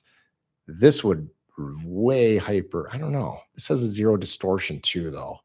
This is one of the benefits of this lens is optically it is perfect, practically perfect right off the bat. So that's why I don't know. I haven't jumped on the 10 to 20. Now, I don't think he's in the stream, but Simon with Ordinary Filmmaker, he and I have talked before. And I think he just got the 10 to 20 and he loves it. Maybe I would love it. Maybe I would do it and be like, oh, I gotta have it now. But crap, stop talking to me about this stuff. I'm going to buy it now. No, I'm not going to. Okay. I love my zoom and constant aperture lenses too. Yeah, me too. There isn't one that does everything perfectly. I think people wanted that out of the 24 to 105 2.8, but again, too big. A lot of corrections inside of it too. Mark, all right. If you could only buy one, which? Ooh, that's a good question, Mark. C80 or C50? Thanks for all the efforts. Oh gosh, I don't know why I'm hesitating. I like the whole suspense of telling somebody what they should. If I were you, C80. It's by far the best. This thing, it's a chunker. She's a big one. I can only imagine what the C400 is like. I don't want the C400. I do wish that I did have CF Express Type B on here, but I can get over it. Internal NDs are a game changer, and everybody says that. Oh, I went to a cinema camera as internal NDs, and this changes everything. I could have crazy light going on right here. And instead of having to dim the light, I could just change up the ND and keep the aperture the same. It's nice. And going outside, I did some shoots the late summer for a client. It was at an event and the sun was setting and the lighting was always changing. And it was just really nice to have it. It's solid. So if you could only have, if it's between the C50 and I have both obviously, but if it's between the C50 and the C80, the only thing is, the gates are closed with the C80, at least for now. They did not say they were going to open the gates for the C80. I hope they do. Canon, I'm not sure. There's 22 people in this stream. I'm sure you're not watching it, but if you can open the gates for the C80, I think that would be awesome. I just keep it at the 24 and 30 frames per second. We're happy with that. But I know you can do it. That was actually one of the biggest shockers. So let me just talk this out a little bit. So the nice thing about on this top handle of the C50 though is pretty awesome. I wish it could be an option because it's using the digital hot shoe to connect the full XLRs, and the C80 could do the same thing, like totally do the same thing. But the thing that shocked me the most on here, and that was in my video a couple days ago, was that you can do open gate in RAW, which I knew you could do it in RAW, but that I could do it in C-Log 2 as well. That's pretty awesome. And I could do it in a standard Rec 709. So I don't have to do it in RAW. I could do it in those others, and it just has all those options. What does shock me between these two, and I thought it was actually going to be in the C50, that's what everybody was talking about, is when I go to preview the video, it's in log and it's flat. So when I show a client, they're like, "Whoa, why is it gray?" And I'm like, "It's not, it is, but I'll be editing it. It's going to look a lot better." Whereas in the R5 II, when I go to do View Assist actually works in playback as well. So View Assist works in playing this, and I can see it in that Rec 709. But when I go to play it back, it goes back to the grayed out log look. And so the R5 II, though, has View Assist in playback. These got to have it. They have to do a firmware update for it. It's needed. Oh my gosh, they're all good. They're all good, very options. But if I can only pick one, it'd be the C80 because of all the extra features on it. And it's easier to handle, I guess. I don't know. It doesn't have photos though. So if you need photos, C50. But if you don't need photos, C80. And you're welcome. Those are all my efforts. I appreciate it. Thanks, Mark. All right. I'm so happy you decided to go live. You're awesome. Thank you. I don't know. I try to be awesome, but sorry for the bad video of my webcam, but audio's good. OpenGate goes way beyond just reframing too. I agree. Almost all working filmmakers that I know want it for creativity and anamorphic purpose. More and more clients of mine are wanting 4x3 and 1x1 delivery. I got to say this. I'm probably going to mention this in another video. And my gosh, I can't believe we're an hour and a half into this. I'm having too much fun with all of you. This is great. My favorite Christmas movie was shot in OpenGate. Yeah, that's right. It's a Wonderful Life, 4x3. So like, did we complain about it? I mean, I'm a child of the 80s and 90s. Like that's all we saw is, 4x3 or 3x2, right? Is that right? I'm sure someone's going to correct me. 3x2. So that was pretty much the ratio that we're all used to. So it's not a shocker. Like I think kids nowadays grow up and they're like, everything should be wide. And we saw movies wide, right? But what's wrong with 3x2 ratio? I mean, I don't know. I think that everything's getting back to its more natural way. And I like that 3x2 ratio. I might do a video just in OpenGate and not even crop in, just keep it. Unfortunately, YouTube will, put it in a 16:9 frame, and then you'll just see the black bars. But yeah, I don't know. There's something about that nostalgic look of a TV that I do like. But speaking of which, my 9-year-old son said that he wanted to watch It's a Wonderful Life, brought a tear to my eye. So I think I'm doing that this weekend. I love It's a Wonderful Life. Seriously, best Christmas movie ever. Older I get, the more depressing it probably is, but yeah, I like it. It's good. And I like the way it's filmed, and it's just, I don't know, like the old movies.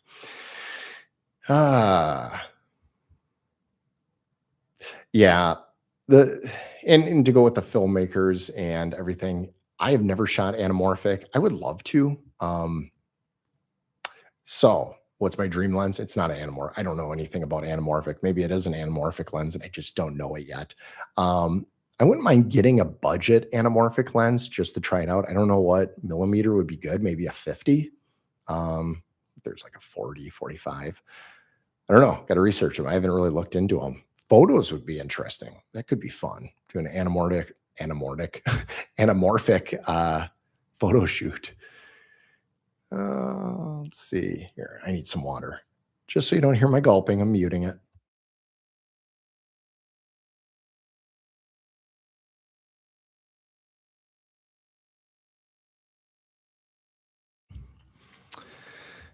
All right.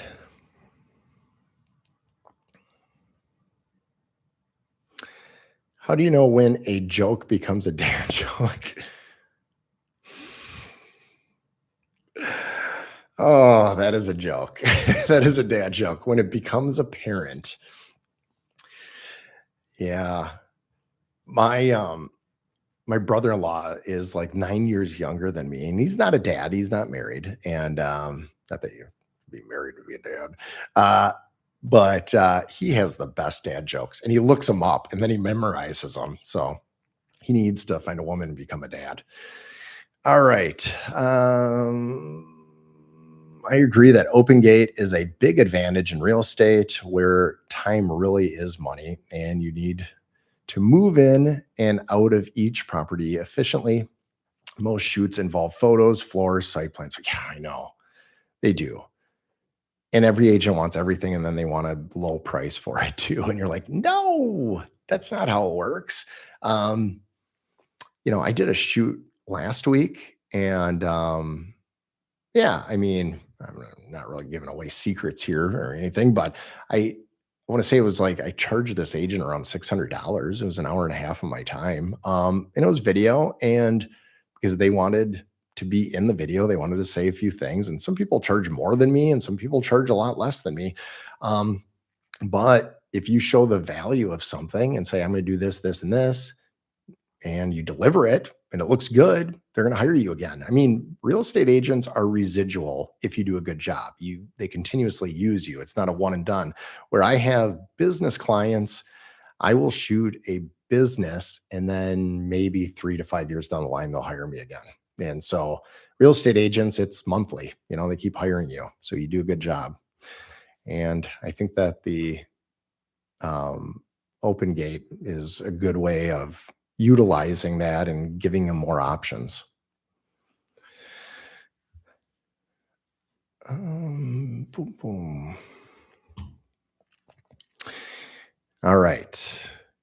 Order a R52 is the 28 to 70 millimeter f2.8. Oh, not the L lens. Yeah. Is it anywhere near the L or avoid it? Blew all my, oh, I forgot that exists. Blew all my budget on the camera. It's like you buy a camera and you're like, I don't have a lens to put on it.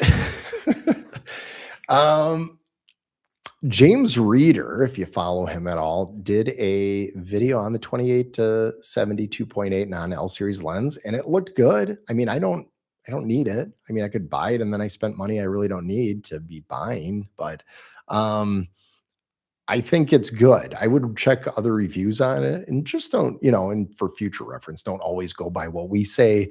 It's good to shop around, be a little pragmatic with your decisions.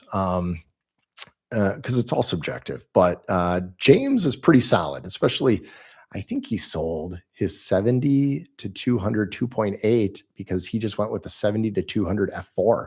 And because of travel and sharpness and size and everything, it just made more sense. So you got to find what works for you. And then you save like $1,000 too by going to that one. For the 28 to 72.8, I heard it's good. I heard it's sharp. It's handles well. Doesn't have weather sealing. So, I mean, don't be shooting while it's pouring. I don't really shoot a lot when it's pouring. I do shoot actually when it's raining for real estate, but just got to be careful with your equipment. Treat it like your baby, not like how I treat my kids, where they're probably starving right now. I'm kidding. They're probably okay. Um, let's see. Okay, so I know like people do live streams and they're like, yeah, we got 200 people in the house. And I'm like, I'm super excited. We got 25 people. I got 21 likes. People like me. I should do more live streams. I got to get my comfortability. I can't edit every foobar out. And I'm always afraid of saying something that I can't take back because it's alive. Let me go down. Oh, hold on. I got to make sure I didn't skip any after I read that one. F2. Oh, okay.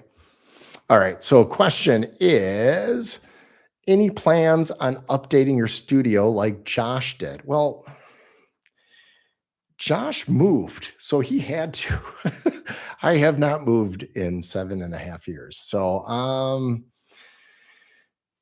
Yeah, I mean, so I kind of have like I have this office. So this is my office. And my office is a bedroom, but it's a decent sized bedroom. And I have a large closet right there. So I don't know if you've all heard my little story here. I live in an old historic home that's on the National Historic Registry in Green Bay. So, I mean, it's big. I mean, you get a good bang for your buck. It's 3,600 square feet.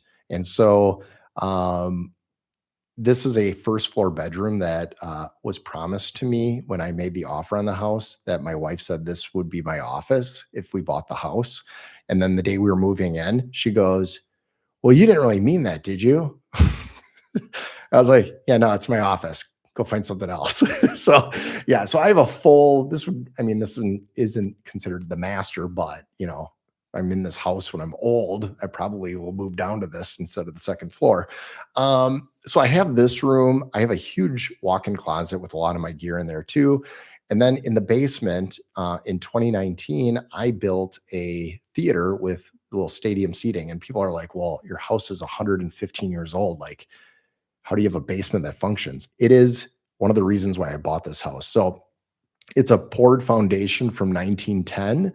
I'm 6 foot.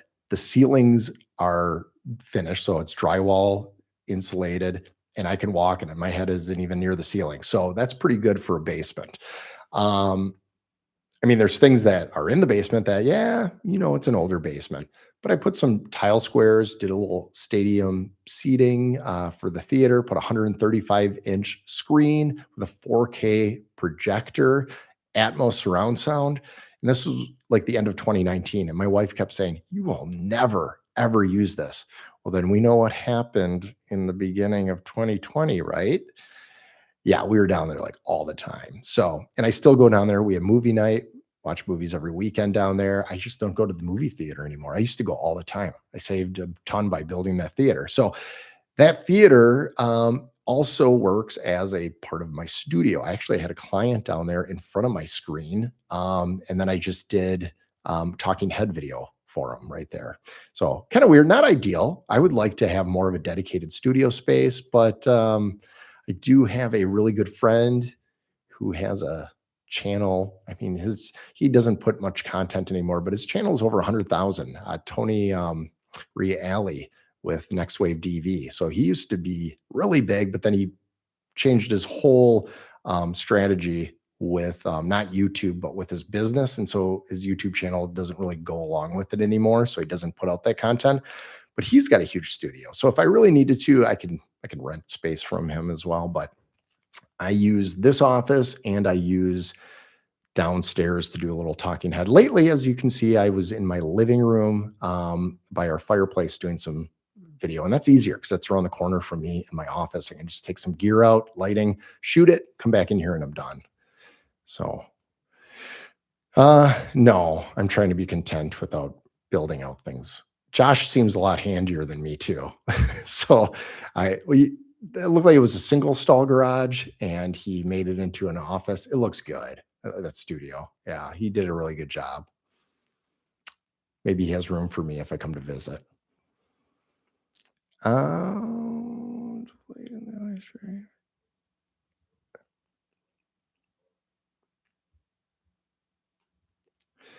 all right. Being able to shoot open gate is ideal for delivering a standard listing video and a vertical crop for socials. Jared Poland's comments come across as quite biased in this case. Yeah, they are. And I don't know if you saw the beginning of the video or not, or the stream, but I made a comment that I like Jared, and I definitely value and respect his perspective, but mostly on the photography end of things. So when people kind of get in their own little clique and their niche, and they get their own feeds at them, they think, well, that's just something that not everybody needs. And they don't realize that people have, like, he does sports photography and some people photography and event photography, right? He's not doing like social media. How do I put this? He's not doing client work, like high-end client work that is going all over the place. That's video. He's doing photos. And so he already has open gate. All photos are open gate. They're using the whole sensor. By the way, Did you realize that when it goes from the 3 by 2 of the sensor, the full sensor, to 16 by 9 when you go to video, you're losing 16% of that sensor. Why should we be why are we giving up 16% of the sensor? Like these companies, if they're going to be offering high-end video, then they should allow us to have 16% the full sensor to work with. However we want to work with it. If it's going to overheat, it's going to overheat, but at least give us that option of limiting certain things, but give us the full sensor to use. Um, but yeah, I would say he is biased. He just doesn't have the need and doesn't see it. We do. We can see where it's used, especially in real estate. It's definitely a tool, just like 4K was a tool. That 1080 was good enough. And if 4K never came into this world, we would have been like, oh, 1080 is so good. And we would have focused on getting better images, better lighting, and better contrast. But no, we just want more resolution. Thumbs up. Yep. Thanks, Mark. Hoping to see more editing videos from you. Yeah, I know. I've been kind of bad with that. You guys are going to be so disappointed when you see my C-Log edit. C-Log. Yeah, C-Log 2 edit. It, there's so many people that do like 10 nodes in their DaVinci Resolve tree, right? And I'm like, nope, here's my one node. Yep, this is what I do. And I would do multiple nodes if I had or when I have higher end clients and I need more details. So if I make a mistake, I can correct that node individually. But with real estate photography or video, I should say, it's like I shove everything and do all my tweaks in that one node, and I just try to make it easy. So I'm going to show you guys that eventually, and then I don't know. I don't do anything conventional. I just do it the way I want to do it and how I think it looks good. Camera store said all Canon cameras new have these noise. Oh.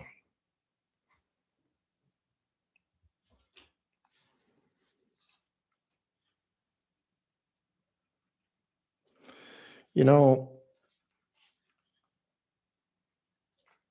there's like a springy sound in that one. What is this, my old? I don't know. I don't know what I'm listening for. I'm not sure.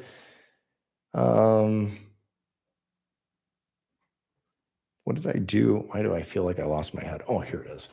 So the R52. R52 is dead quiet.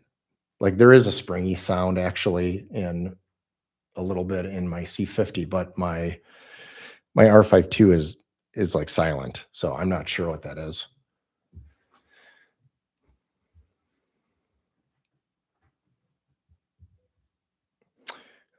Sorry to keep asking.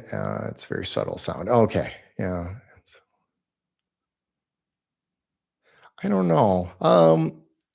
If we're going to talk about subtle things that annoy us of cameras, and I do have the warranty on it still, but my C80, I will tell you there's two things that bother me of the C80. And I don't know if like I have exchanged things and then realized, oh, that's what the camera is.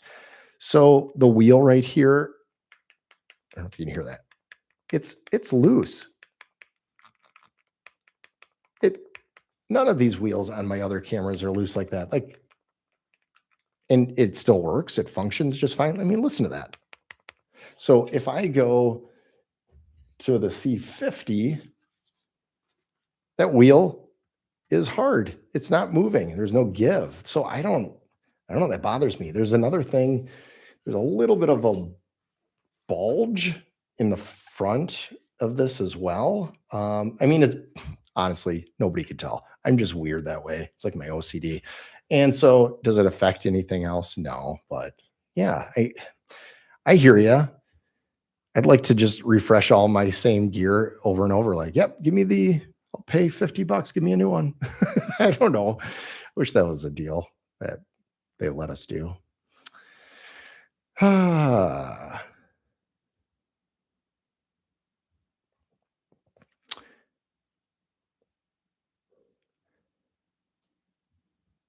I think I hit the.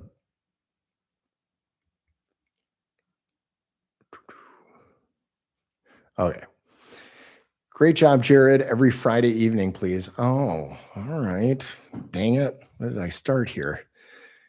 Maybe, there's a lot of these guys are really good at these live streams. If you don't mind a crappy webcam, sure.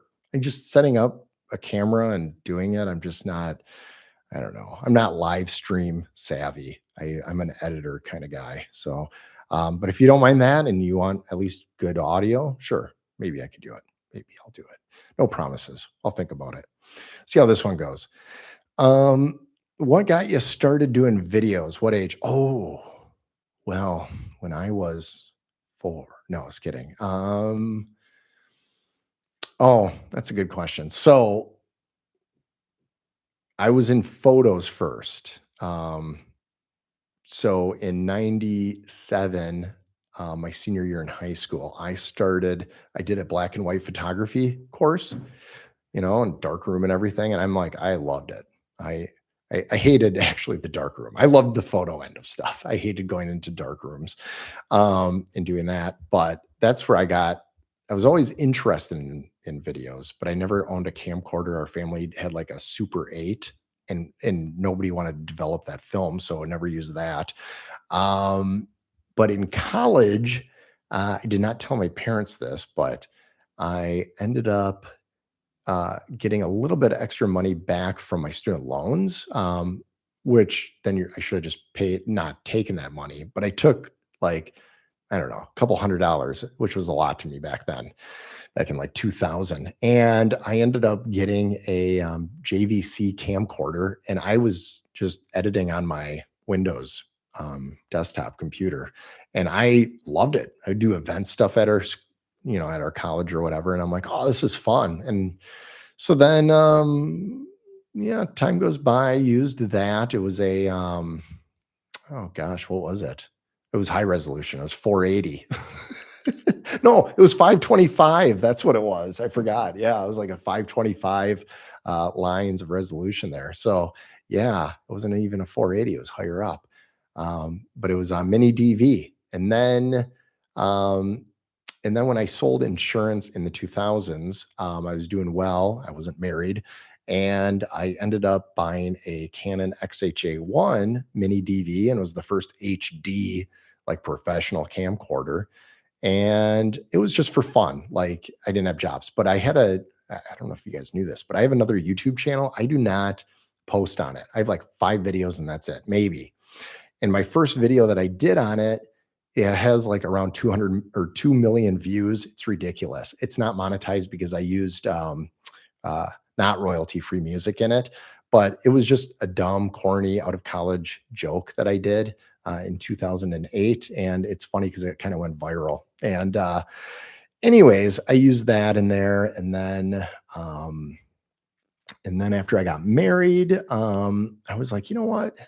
I would like to get back into photography and do some more video stuff. I was helping out a buddy of mine, and I ended up getting the T2i because it shot 1080 on an SD card, and the image quality was good, and you got the depth of field that you didn't get on the Canon XHA1 camcorder, and it was cheaper. So I ended up selling my camcorder. I bought it for 3,200. I think I sold it around 2 grand, about 5 years later. So not bad. Um, Kind of miss it though. It's like nostalgic because that's where I started to learn more video stuff, was with that camcorder. And then T2i was fun, got the 6D. So I went into full frame for the first time in like 2012, 2011. Uh, and yeah, then after that was EOS R, then the R6, R6 II, R5. I don't know. But I started my business on the T2i. Yeah, I can't believe how much money that camera made me. It's ridiculous. I think it would be hilarious if if I never upgraded. And here I am at age 45 still using it and making, a few 100,000 a year on that camera, and everybody thinks like, "Oh, you got the best of the best." It wouldn't be fun though, because I don't have an articulating screen. By the way, who needs an articulating screen? It's so dumb. Just back up behind it, right? That's same argument as is open gate, right? Articulating screens. Do we all need it? No, but it makes our life easier. can't go back to the T2i. I thought about it. I saw it for sale for like $125 on Marketplace, and I'm like, oh, I would have, yeah, be a waste of 125 bucks. It'd just be like something I'd just sit right here as a $125 paperweight. Oh, thanks for that rant, memory lane. But yeah, that's kind of how I got into it. I've always liked storytelling. I always liked shows and movies that kind of told. Honestly, you just heard me say it earlier. I love It's a Wonderful Life. Good story. I can't believe we're hitting 2 hours. I didn't think this was possible. I guess I am a chatty Cathy. Bonjour. Should I use 25 or 50 frames per second? Oh, when filming for better photo stills in post edit. Oh, so like you're going to grab the photos from the video. Is that what you're saying? And you said bonjour, so French, I am assuming.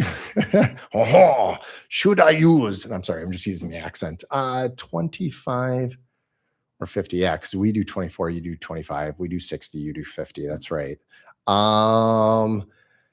If you're going to grab stills, I would do the 50. Yeah, that would make the most sense. So, yeah, for the quality. Now, if you're doing the 180-degree shutter rule, so you're doubling, so 60 is 120. Yeah, I would do it too, because then even with the fast frames, grabbing a frame is good, and the motion in the frame would be good. So I would do that. The 50. Well, you're at 100. We are at 120. So I would do 1/100th of a second, 50 frames per second. So your shutter would be 100. Sorry if that sounds weird, but yeah, if you're going to grab that, do it. You can always change it in post. A lot easier. You can't add frames. I mean, you can, but they don't look good. So yeah. Personally, I like a standard live stream setup. Comes across more real and casual, not over the top. Oh, yeah. Is this standard? I feel like standard right now is like you got lights, boom. I just watched part of that Creative Fam, and it's like they get like a super chat. And it's like boom, boom, boom, boom, boom. Just like felt like I was in the casino. It's kind of funny. It's cool though. Yeah, I think I'm more of a organic kind of guy.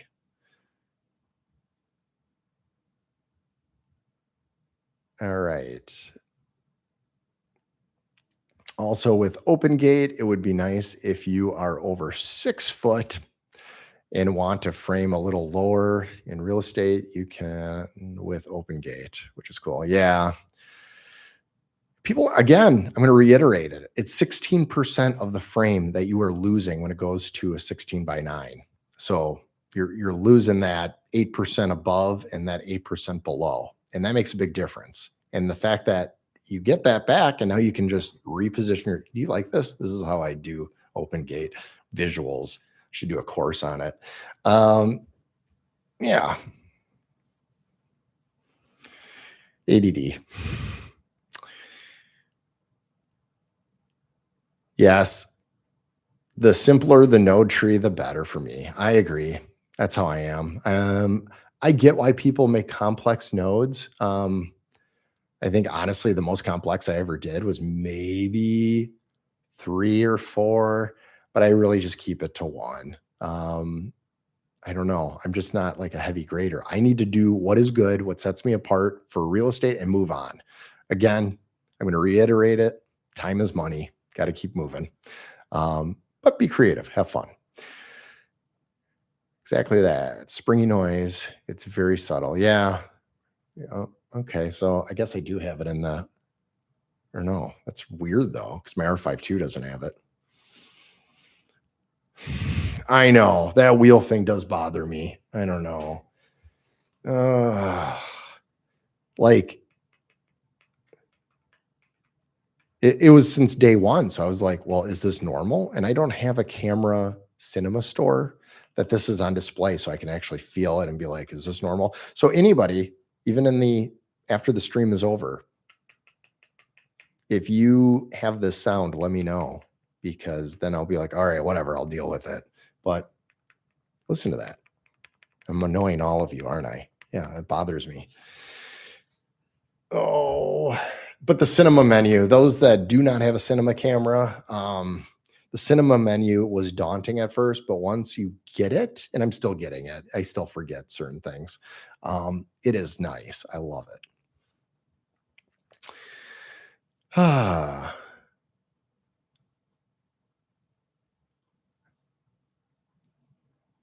cause of which is why yeah, I don't know.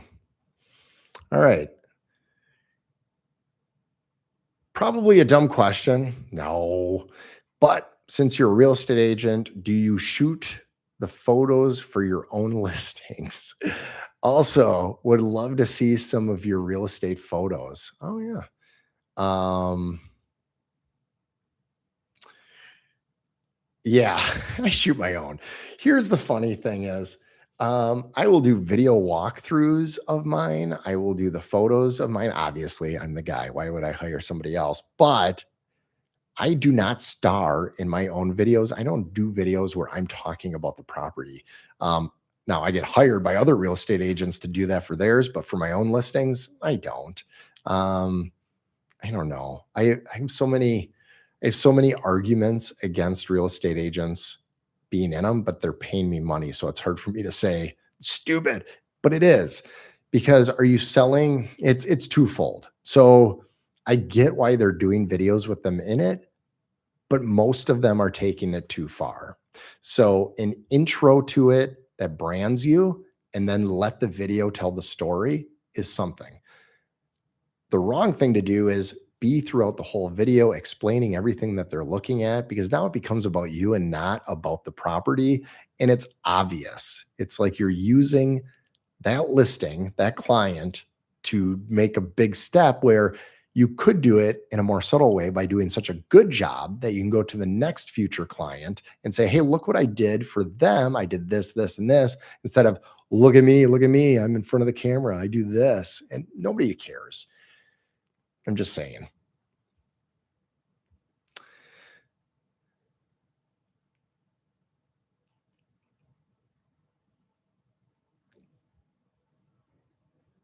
All right. Have you tried the S and F mode yet? Yes. I didn't even say that right. S and F mode yet. Yes. That's all I use. Um, I don't need sound unless it is the real estate agent in front of it or a client in front of it. Then I do need sound. No, you know what? I never do slow motion where I need sound. So no, I actually don't even do it for that. I'll do 24 frames per second or the 23.97, right? Or 987. Sorry, don't remember it all. But I'll do that for the talking head stuff on a gimbal. But for all slow motion stuff, SNF is the best. And I heard that the R63 does have SNF built in right on the dial. I have it right on a hot button, so I could just change it right away. So it goes, it's 60 frames per second it's shooting, but then it is the outsourced file that it's creating is 24 frames per second. Um, so yeah, and I don't, and I love that I don't have audio because I don't have to delete the audio later on. It's just there's the slow motion and the file looks good. It's cool that they're bringing it into the mirrorless cameras. It would be nice if the R5 II got a firmware update that included that. That'd be pretty awesome. Um, yeah, I love SNF. Sounds bad though when I say it like that. Let's see. All right. Dinner bell just rang. Yeah, me too. I probably have to get going. Good stream, but I'm out of here. All right. Joe. Thank you, Joe. Can't even talk. I think I talked too much. Maybe I should be wrapping it up. Um, we have a lot of folks using the DJI Pocket 3 in the real estate videos. Yes. I have you used one? I have not. Not against it. It's funny because I will be hired to do the real estate videos and I'll be there, and another agent will be just finishing up using the Pocket 3, or wait, is that the latest one or is it a Pocket 4? And going through it, and they will put it on their social media for verticals, and but they still want professional video done by me, so then they can show that off on, say, Facebook or YouTube. So I find more agents using it than professional videographers. So yeah, I have nothing against it, especially if it's going to be just on like vertical social media. You really don't need anything high resolution. Let's see here.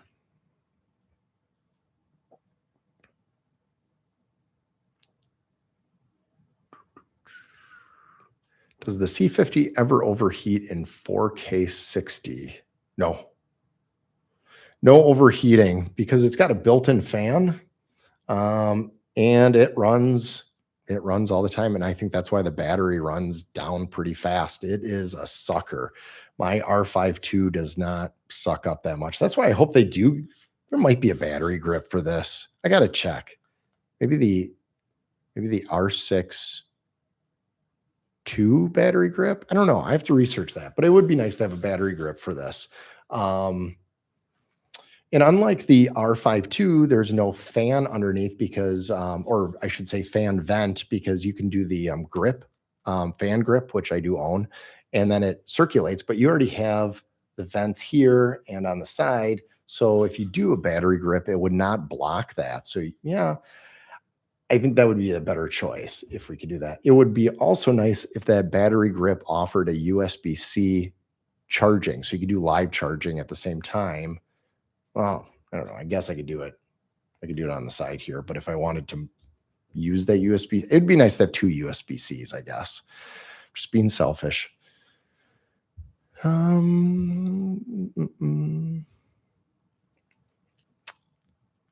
Yeah, never overheats. No, C50. Cinema cameras don't overheat, but the mirrorless ones do. Yeah, that's another reason why I went with the C50. Yeah, I didn't need an R6 III either. The R52 is way better for what I need. So for photo ends. Oh no, message retracted. Did you say something naughty? Trying to get best results for JPEGs. Oh.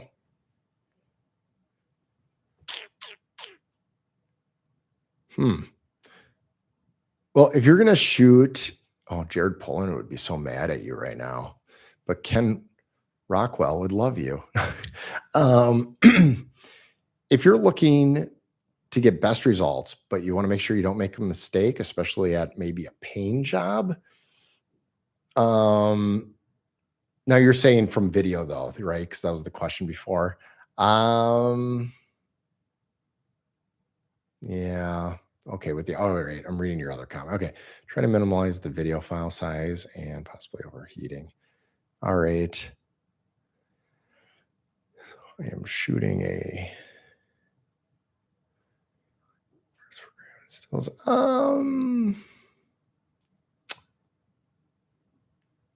I guess I don't usually grab from.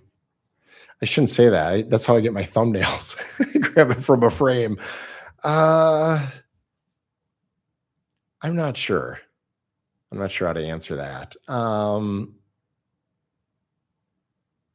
R6 II would at least have IBIS, so you'd have more image stabilization if you want smooth shots and you want to grab from that.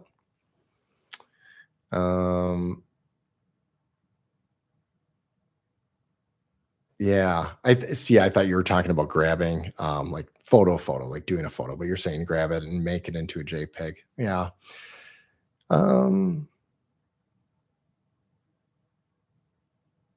Yeah, shoot high frame rate would be the best. Maybe the IBIS of the R6 II.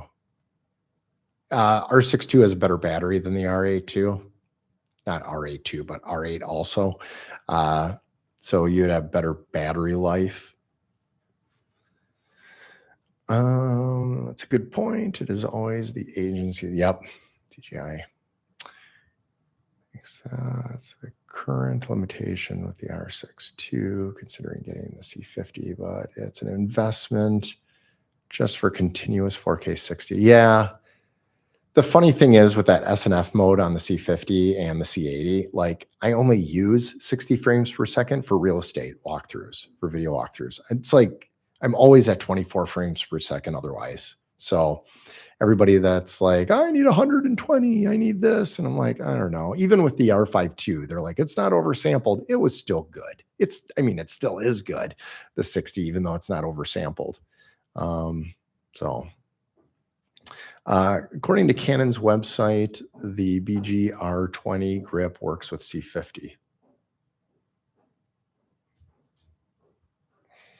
Is that what I got?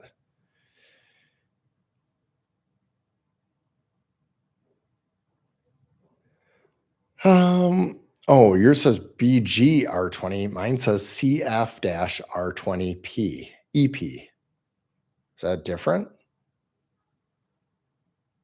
Mine's the cooling fan, though. I bet it's because I have the cooling fan. That probably doesn't work. I bet I have to use, that's probably it. So the cooling fan grip would not work. I probably need the regular one. Yeah. Okay. Yep. So that makes it. Oh crap! Now I gotta go buy another one. Just money in, money out. All right.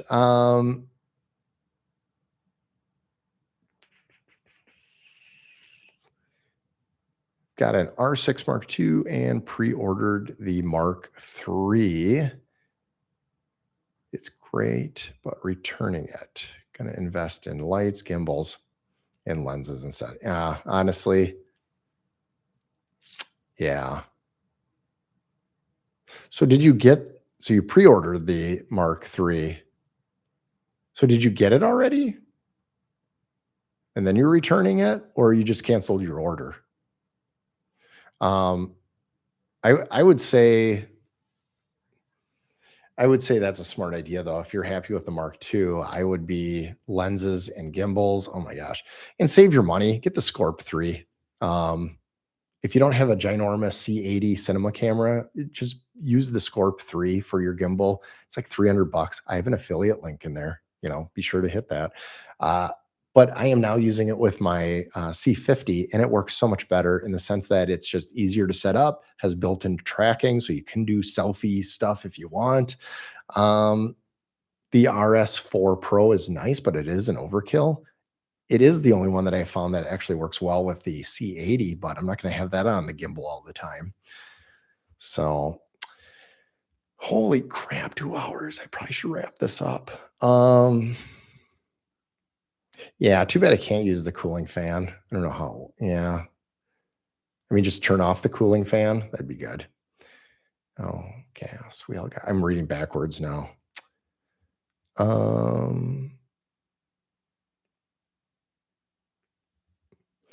Yeah. We all got gas. It's super bad.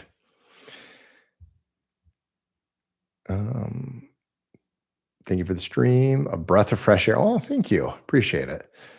Looking forward for a one node CC video.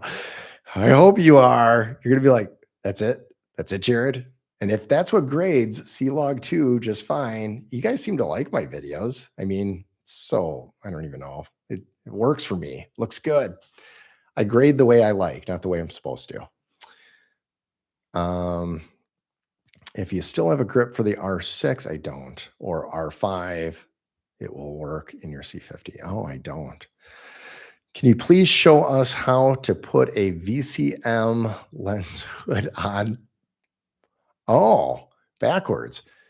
I have the 50 millimeter 1.4 lens. Can't put it on backwards. I'm guessing I'm doing it wrong. Where is it? Oh, is it? Oh, here's the 85. So the 50's got to be the same, right?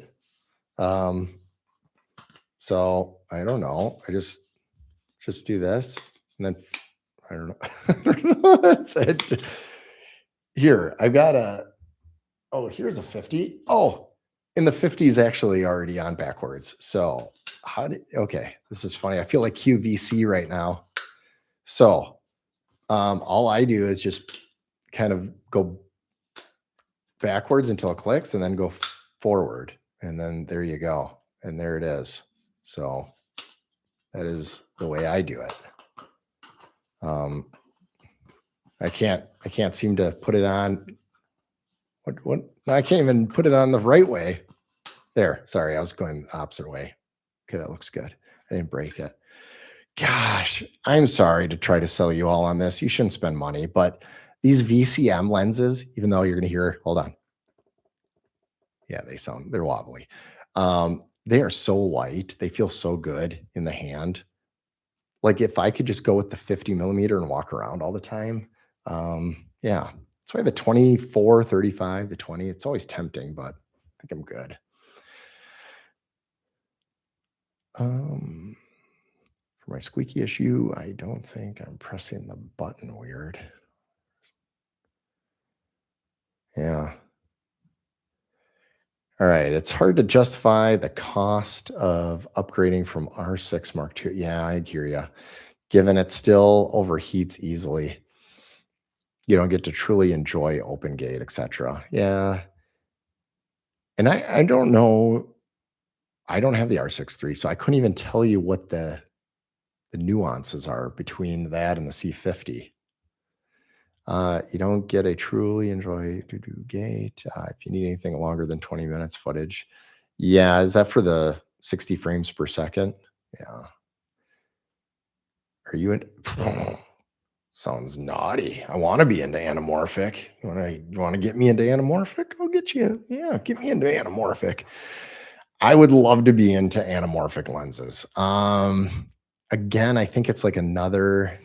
I've been chasing the cinema look, and I've been doing that through editing. Also doing that. Wait, is it on my 50? Um, in my video that I released today, I talked about this.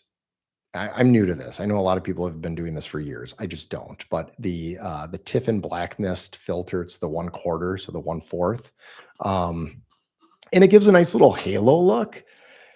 But it's not anamorphic, but it does give that vintage look. And I love watching movies and having that kind of that. Here, I'll show you.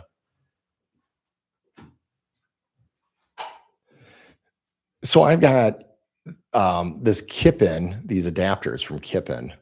They're focal reducers, the 0.7. And so I have Mamiya lenses on them. These are medium format lenses. I've made that video, in the last couple of years, I've made 2 videos or a couple of videos on this, but it actually goes onto the full frame and gives that medium format look. So which one is this? Okay, so the 80 millimeter actually gives more of a 56 millimeter field of view with the compression of the 80 millimeter.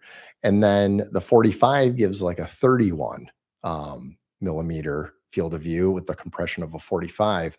So it is cool and it is vintage, but it is 100% manual. And I know that anamorphic on an RF series is going to be that way until Canon actually they open the gate, but open the lens mount. But the look is good. I like it. It is a vintagey look. But now that I have the C50 and it can do anamorphic desqueezing, well, so can the C80. But now that I have the open gate on here, I can utilize that full sensor and not lose many pixels. Plus, shoot in 7K, open gate. And if I do have to crop in, I'm still probably 5K, 6K, and not losing any resolution. I can downsample it to 4K. So the image is still going to be really good. I would love to. Yeah. And I just don't know which one to get. So do I get a 50 millimeter or 40? I don't know. So if you can tell me what to do, maybe I'll do it. I still use heavy EF lenses, so I need a grip anyway. Yeah. Yeah, those are heavy.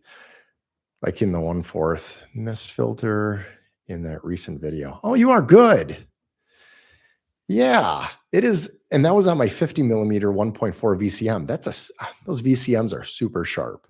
So to unsharpen them or to give them a little bit more softer edge, it was nice. It's like you can make almost anything cinematic. Like this weekend, watch a movie, maybe older if you can, and you'll see like it just it's more pleasant to look at. And in real life, you're looking around, not everything's super sharp and standing out. We get we get a little glare looking at a window and looking at an object in front of it. It's not perfectly, looking. I think organic is the way that we all want to see it. But then there's something about us with the perfection side, the nerd side, that's like sharp, contrasty, but that's not natural. So,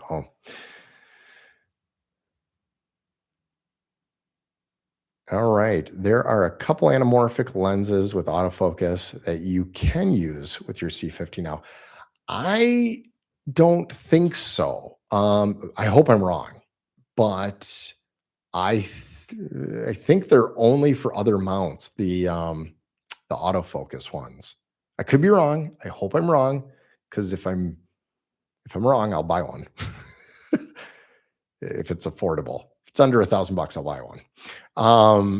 But from what I saw was what is it called? The L Mount Alliance. So the L Mount, um, gosh, who I don't even know. Is it a Sony E mount and Nikon, or is that Nikon is L? I don't even know. But whatever, Z mount. Okay. So I think those are the three I saw that do the they have anamorphic with automatic focus. I'm gonna look it up. So you said the Blazar Apex. Let's see here.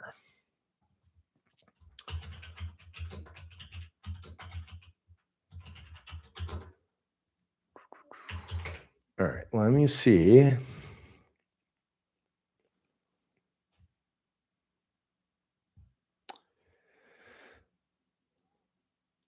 See, I haven't even researched. I think it's fun. I'll nerd out and watch YouTube videos on this. There's an anamorphic channel I'll watch. I forgot what his. I'm really bad at names. So it's it's a channel I watch, trust me. And he kind of introduces people to anamorphic, and I find it really interesting. So I'm on the Blazar site. Let me just go to products. Or can I just search lens mount? So it does have RF, but I don't know if these are, I think these are manual though.